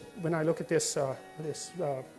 it is, bottle, that's the word. When I look at it, especially with intent in mind, as soon as I look at it, the pattern of the bottle activates the gripping mechanism of my hand, and part of the action of the act of perception is to adjust my bodily posture, including my hand grip, to be of the optimal size to pick that up. And it's not that I see the bottle and then think about how to move my hand. That's too slow. It's that I use my motor cortex to perceive the bottle, and that's actually somewhat independent of actually seeing the bottle as a conscious experience. So, anyways, the reason that I'm telling you that all of that, and there's much more about that can be told. Rodney Brooks, he's someone to know about. He's a robotics engineer who worked in the 1990s, and he invented the Roomba, among many other things. He's a real genius, that guy. And Brooks was one of the first people to really point out that to be able to have a machine that perceived well enough to work in the world, that you had to give it a body, and that the perception would actually be built from the body up rather than from the abstract cognitive perceptions down.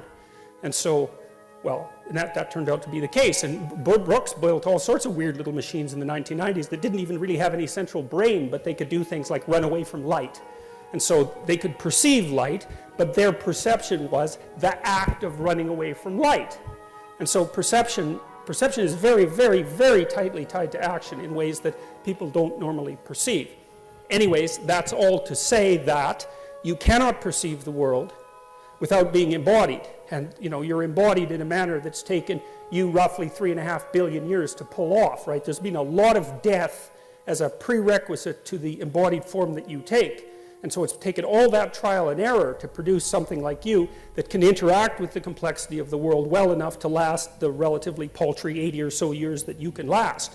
And so I think about that as, and this may be wrong, but I think it's a useful, at least it's a useful hypothesis. I think the idea of God the Father is something like the birth of the idea that there has to be an internal structure that out of which consciousness itself arises that gives form to things. And well, and if that's the case, and perhaps it's not, but if it's the case, it's certainly it's a reflection of the kind of factual truth that I've been describing now. And then, I also mentioned that I kind of see the idea of both the Holy Spirit and also of Christ, and most specifically of Christ in the form of the Word,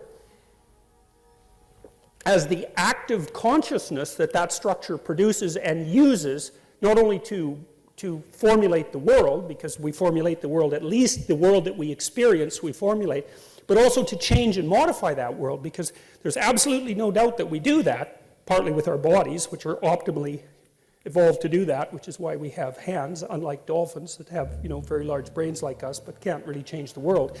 We're really adapted and evolved to change the world, and our speech is really an extension of our ability to use our hands. So the speech systems that we use are, very well-developed motor, very well-developed motor skill, and generally speaking, your dominant linguistic hemisphere is the same as your dominant hand, and people talk with their hands, like me, as you may have noticed, and we use sign language, and there's a tight relationship between the use of the hand and the use of language, and that's partly because language is a productive force, and the hand is part of what changes the world. And so all those things are tied together in a very, very complex way with this a priori structure and also with the embodied structure. And I also think that's part of the reason why classical Christianity puts such an emphasis not only on the divinity of the spirit, but also on the divinity of the body, which is a harder thing to grapple with. It's easier for people to think, if you think in religious terms at all, that you have some sort of transcendent spirit that's somehow detached from the body that might have some life after death, something like that. But the Christianity in particular really insists on the divinity of the body. So the idea is that there's an underlying structure that's got this quasi-patriarchal nature, partly because it's for complex reasons, but partly because it's a reflection of the social structure as well as other things, and then that uses consciousness in the form particularly of language, but most particularly in the form of truthful language in order to produce the world in a manner that's good. And I think that's a walloping, powerful, powerful idea, especially the relationship between the idea that it's truthful speech that gives rise to the good, because that's a really fundamental moral claim. And I think that's a tough one to beat, man, because one of the things I've really noticed is, and it isn't just me, that's for sure, is that there's a lot of tragedy in life. There's no doubt about that. And lots of people that I see, for example, in my clinical practice are laid low by the tragedy of life. But I also see very, very frequently that people get tangled up in deceit, in webs of deceit that are often multiple generations long, and that just takes them out. And so deceit can produce extraordinary levels of suffering that last for very, very long periods of time.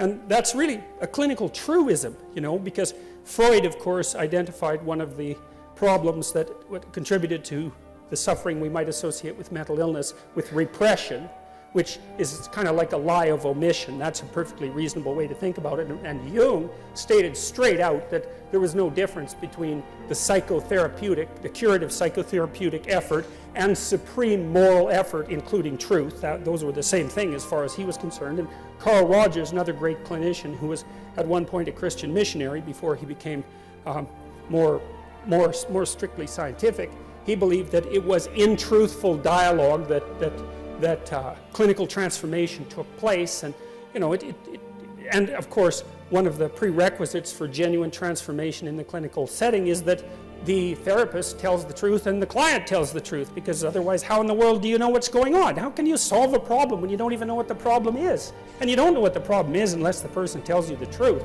That's something really to think about in light of your own relationships, because if you don't tell the people around you the truth, then they don't know who you are.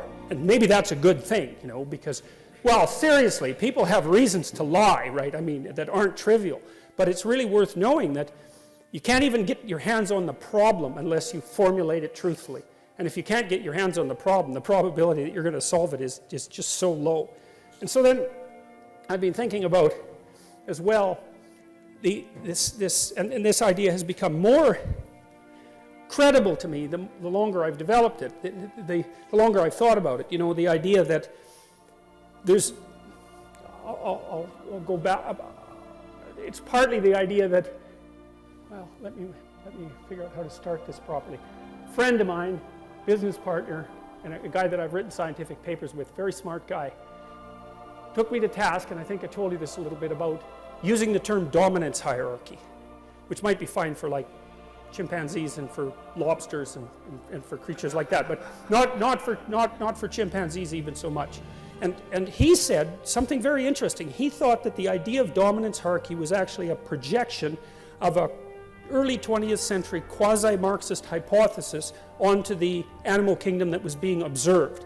And the notion that the hierarchical structure that you see that characterizes, say, mating hierarchies in chimps, for example, the idea that that was predicated on power was actually a projection of a kind of political ideology. And I thought, that really bugged me for a long time when he said that, because I'd really been used to using the term dominance hierarchy, and I thought, he told me all that, and I thought, that's so annoying. It's so annoying, because it might be right, and it took me months to think about it. And then I was also reading Franz de Waal at the same time, and he's a primatologist, and also Jack Panksepp, who's a brilliant affective neuroscientist who unfortunately just died. He wrote a great book called Affective Neuroscience, and for rats to play, they have to play fair or they won't play with each other. And that's a staggering discovery, right? Because anything that helps instantiate the emergence of ethical behavior in animals and that associates it with an evolutionary process, which is essentially what Panksepp was doing, gives credence to the notion that the ethics that guide us are not mere sociological epiphenomenal constructs. They're deeply rooted. If rats, and they're rats for God's sake, you can't trust them, and they still play fair, And de Waal noticed that the chimp troops that he studied, it wasn't the barbaric chimp that ruled with an iron fist that was the successful ruler, because he kept getting torn to shreds by the compatriots that he ignored and stomped on. As soon as he showed some weakness, they'd just tear him into pieces. The chimp leaders that were stable, that had a stable kingdom, let's say, were very reciprocal in terms of their interactions with their friends, and chimps have friends, and they actually last for a very long time, chimp friendships, and they were also very reciprocal in their interactions with the females and with the infants. And I thought Franz de Waal is a very smart guy. And I thought that was also foundational science, because it's really something to note that the attributes that give rise to dominance in a male dominance hierarchy, sorry to use that word, let's call it authority, that might be better, or even shudder competence, which I think is a better way of thinking about it, is that that's not predicated purely on anything that's as simple as brute power. And I think too, I think as well that the idea, and this is a deeply devious and dangerous political idea in my estimation, the idea that male hierarchies are fundamentally predicated on power in a law-abiding society, I think all you have to do is think about that for like a month, say, which isn't that long, to understand how absurd that is, because most people who are in positions of authority, let's say, are just as hemmed in by ethical responsibility, or even more so, than people at the other levels of the hierarchy. And we know this even in the managerial literature, because we know, generally speaking, that managers are more stressed by their subordinates than the subordinates are stressed by their managers. And that's not surprising. You want to be responsible for like 200 people? You really want that? That's hard work, man. And I mean, I know it's a pain to have a boss, because you have to care about what the boss thinks. And maybe the person is arbitrary, in which case they're not going to be particularly successful. But it's no joke to be responsible for 200 people. And you have to behave very carefully when you're in a position of responsibility and authority like that, because you will get called out if you make mistakes constantly. So it's not like because you have a position that's higher up in the hierarchy that you're less constrained by ethical necessity. Now, if you're a psychopath, well, that's a whole different story, but psychopaths have to move pretty rapidly from hierarchy to hierarchy, right? Because they get found out quite quickly. And as soon as their reputation is shattered, then they can't get away with their shenanigans anymore. So, okay, so all of this is to say that there is something very interesting about the pattern of behavior. So imagine that sexual selection is working something like this, and we know that sexual selection is a very, very, very, very powerful biological force, even though biologists ignored it for almost 100 years after Charles Darwin originally wrote about it, thinking mostly about natural selection. They didn't like the idea of sexual selection because it tended to introduce the notion of mind into the process of evolution, because it deals with choice, you know. But so imagine, on the one hand, that you have a male hierarchy. We know that the men at the top of the hierarchy are much more likely to be reproductively successful than the men at the bottom. That's particularly true of men. So you have twice as many female ancestors as you have male ancestors. I'm not going to do the math, and I know it doesn't sound plausible, but you could look it up and figure it out. It's a perfectly reasonable fact that actually happens to be true.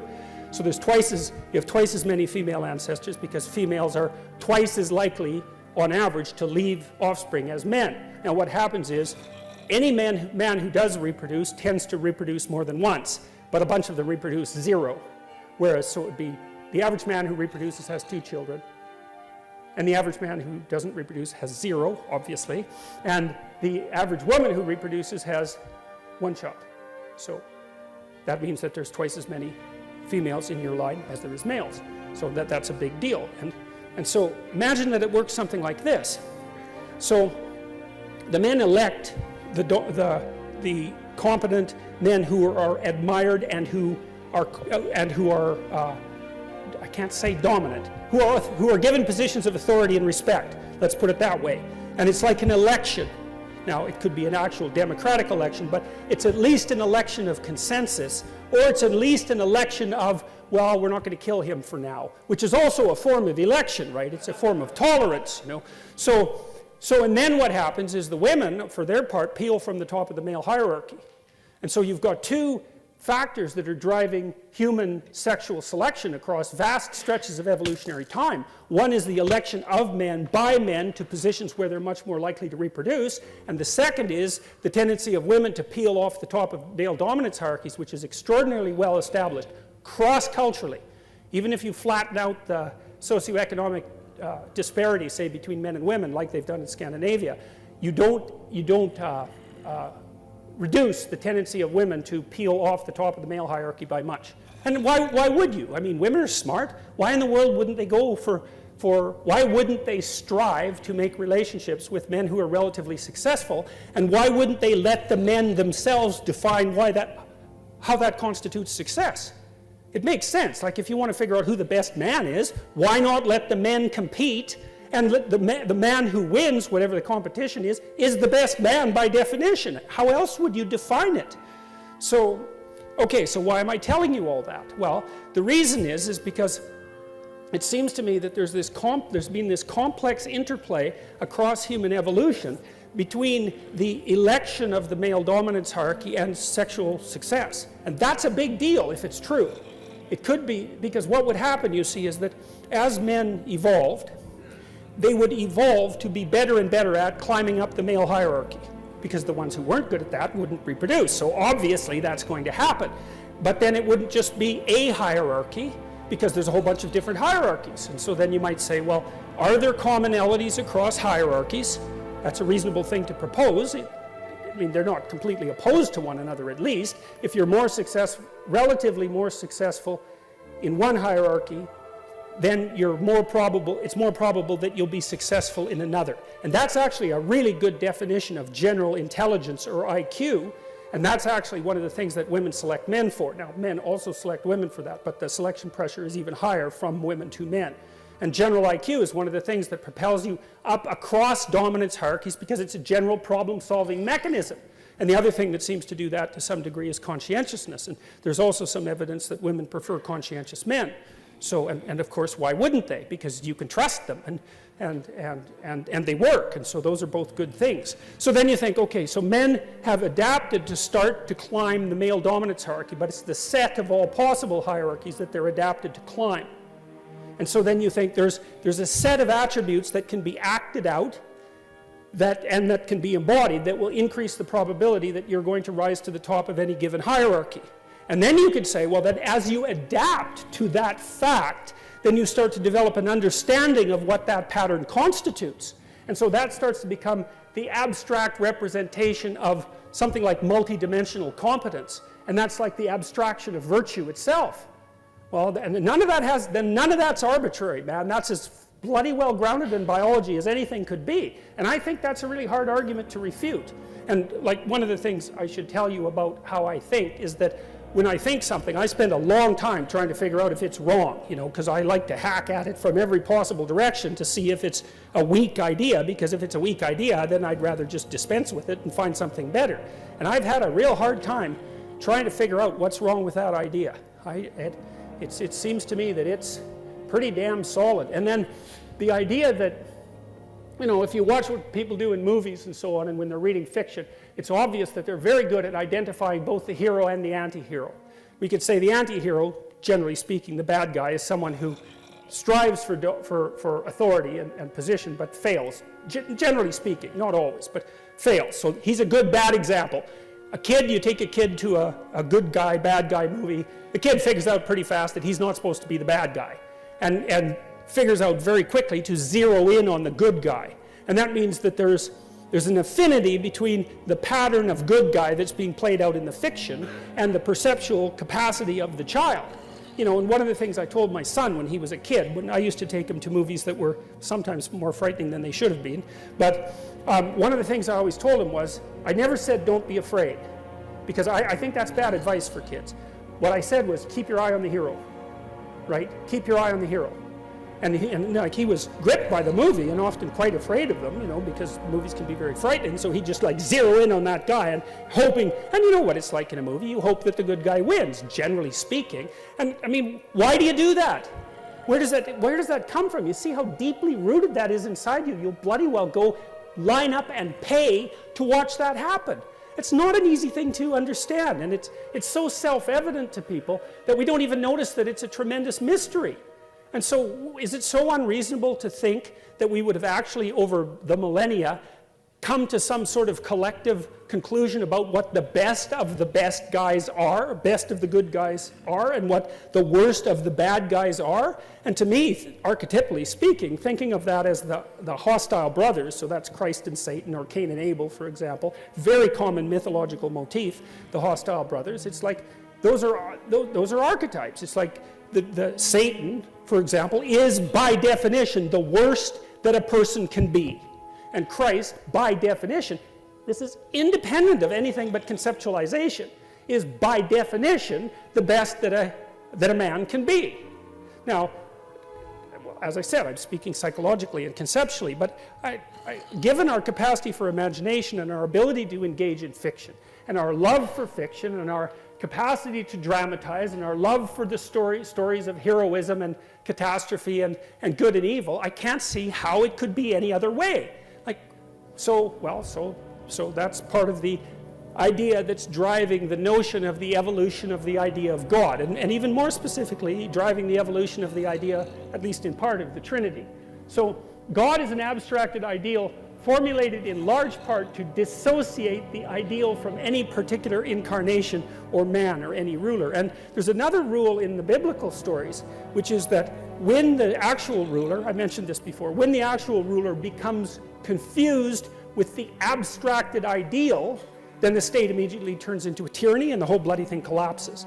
So the idea is so sophisticated. One of the things that we figured out, and this was a hard thing to figure out, was that you had to take the abstraction and divorce it from any particular power structure, and then think about it as something that existed as an abstraction, but a real thing, right? Real in that it governed your behavior, in everyone's behavior, including the damn king.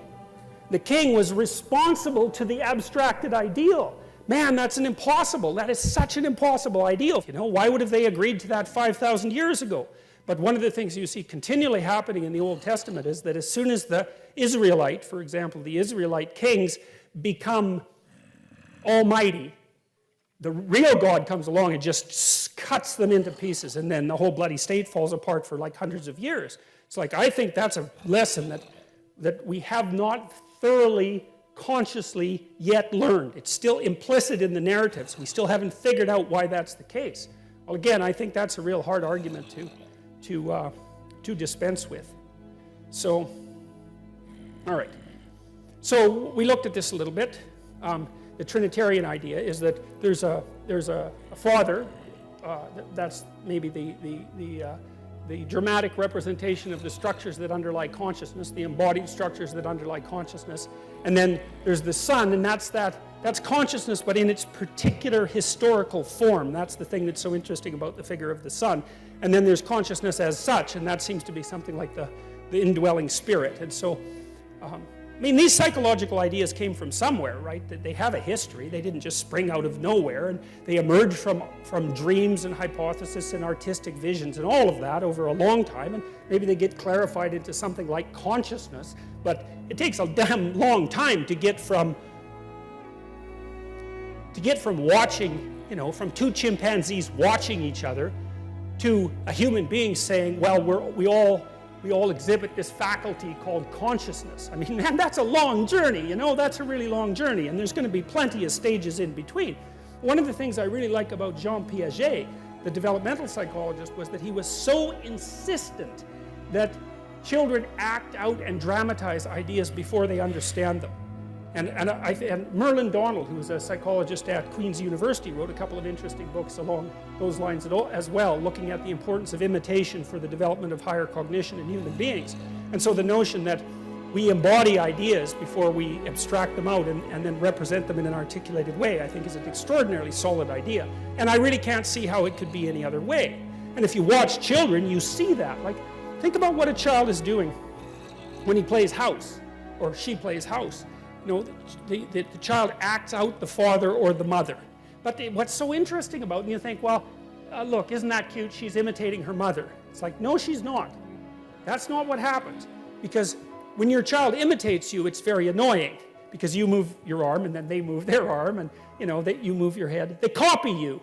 No one likes that. It's direct imitation. That's not what a child's doing when the child is playing. What the child is doing is watching the mother over multiple instantiations, and then extracting out the spirit called mother. And that's whatever is mother-like across all those multiple manifestations, and then laying out that pattern internally and manifesting itself in an abstract world. It's so sophisticated. It's just, that's what you're doing when you're playing house or having a tea party or taking care of a doll. It's not like you've seen your mother take care of a doll. You haven't seen that. It's that you're smart enough to pull out the abstraction and then embody it. And certainly the child is attempting to strive towards an ideal at that point. She's not lighting her doll on fire, or it's, well, with, certain exceptions, but generally ones that we try to not encourage, right? So you see that capacity in children, and it's something we also know that if children don't engage in that sort of dramatic and pretend play to a tremendous degree, that they don't get properly socialized. It's really a critical element of developing self-understanding, and then also developing the capability of being with others, because what you do when you're a child, especially around the age of 4, is you jointly construct a shared fictional world. We'll play house together, let's say, and then you act out your joint roles within that shared fictional world, and that's a form of a very advanced cognition. It's very sophisticated. And I see that, and Piaget did as well, and so did Jung, and so did Freud, these brilliant observers, and also Merlin Donald, these brilliant observers of the manner in which cognition came to be. They noted very clearly that embodied imitation and dramatic abstraction constituted the ground out of which higher abstract cognition emerged. And how could it not be? Because obviously we were mostly bodies before we were minds, clearly. And so we were acting out things way before we understood them. just like the chimpanzees act out the idea that, you know, you have to act reasonably sensibly if you're a head chimpanzee, or you're going to get yourself ripped apart. And you see that in wolves, because when wolves have a dominance dispute, you know, they puff up their hair at each other to look big, and they growl and bark, and you know, they're very menacing. And one wolf chickens out, rolls over, puts up his neck, and basically what he's saying is, yeah, I'm pretty useless, so you can kill me if you want to. And the other wolf says, yeah, you know, you're pretty useless, and I could tear out your throat, but tomorrow we might need to bring down a wolf, or a moose, so I'll keep you around. And it's not like they think that, because they don't know. They don't think that. They act it out as a behavioral pattern. Then if you're an anthropologist or an ethologist, and you went and watched the wolves, you'd say it's as if they were acting according to the following rule. And that often confused me, because I thought, well, do wolves act out rules? And I thought, no. A rule is what we construct when we articulate a behavioral pattern. Right? We observe a stable behavioral pattern, and when we articulate it, we can call it a rule. But for the wolves, it's not a rule, it's just a stable behavioral pattern. And so we acted like wolf troops or chimpanzee troops, all of that, and for untold tens and perhaps hundreds of millions of years before we were able to formulate that pattern of behavior in anything approximating a story or an image, and even longer before we could articulate it as a set of ethical rules. And I'm dwelling on this. I know I've repeated some of this before, but it's so important because, you know, there's this tremendous push, especially from the social constructionists, to make the case that ethics is arbitrary, morality is relative, there's no fundamental biological grounding in relationship to human behavior, especially in the category of ethics. And I think that that's, well, first of all, it's dangerous, because that means that people are anything you want to turn them into, and you bloody well better be careful of people who think that. And second, I just think that the evidence that that's wrong is so overwhelming that we should just stop thinking that way. I mean, and that's partly why I'm also attacking this from an evolutionary perspective. There's lots of converging lines of evidence that ethical standards of at least of the most crucial sort not only evolve but also spontaneously reemerge, for example, in the dramatic play of children. So we need to take that seriously. And so, well, that's partly what we're doing here, trying to take that seriously. So,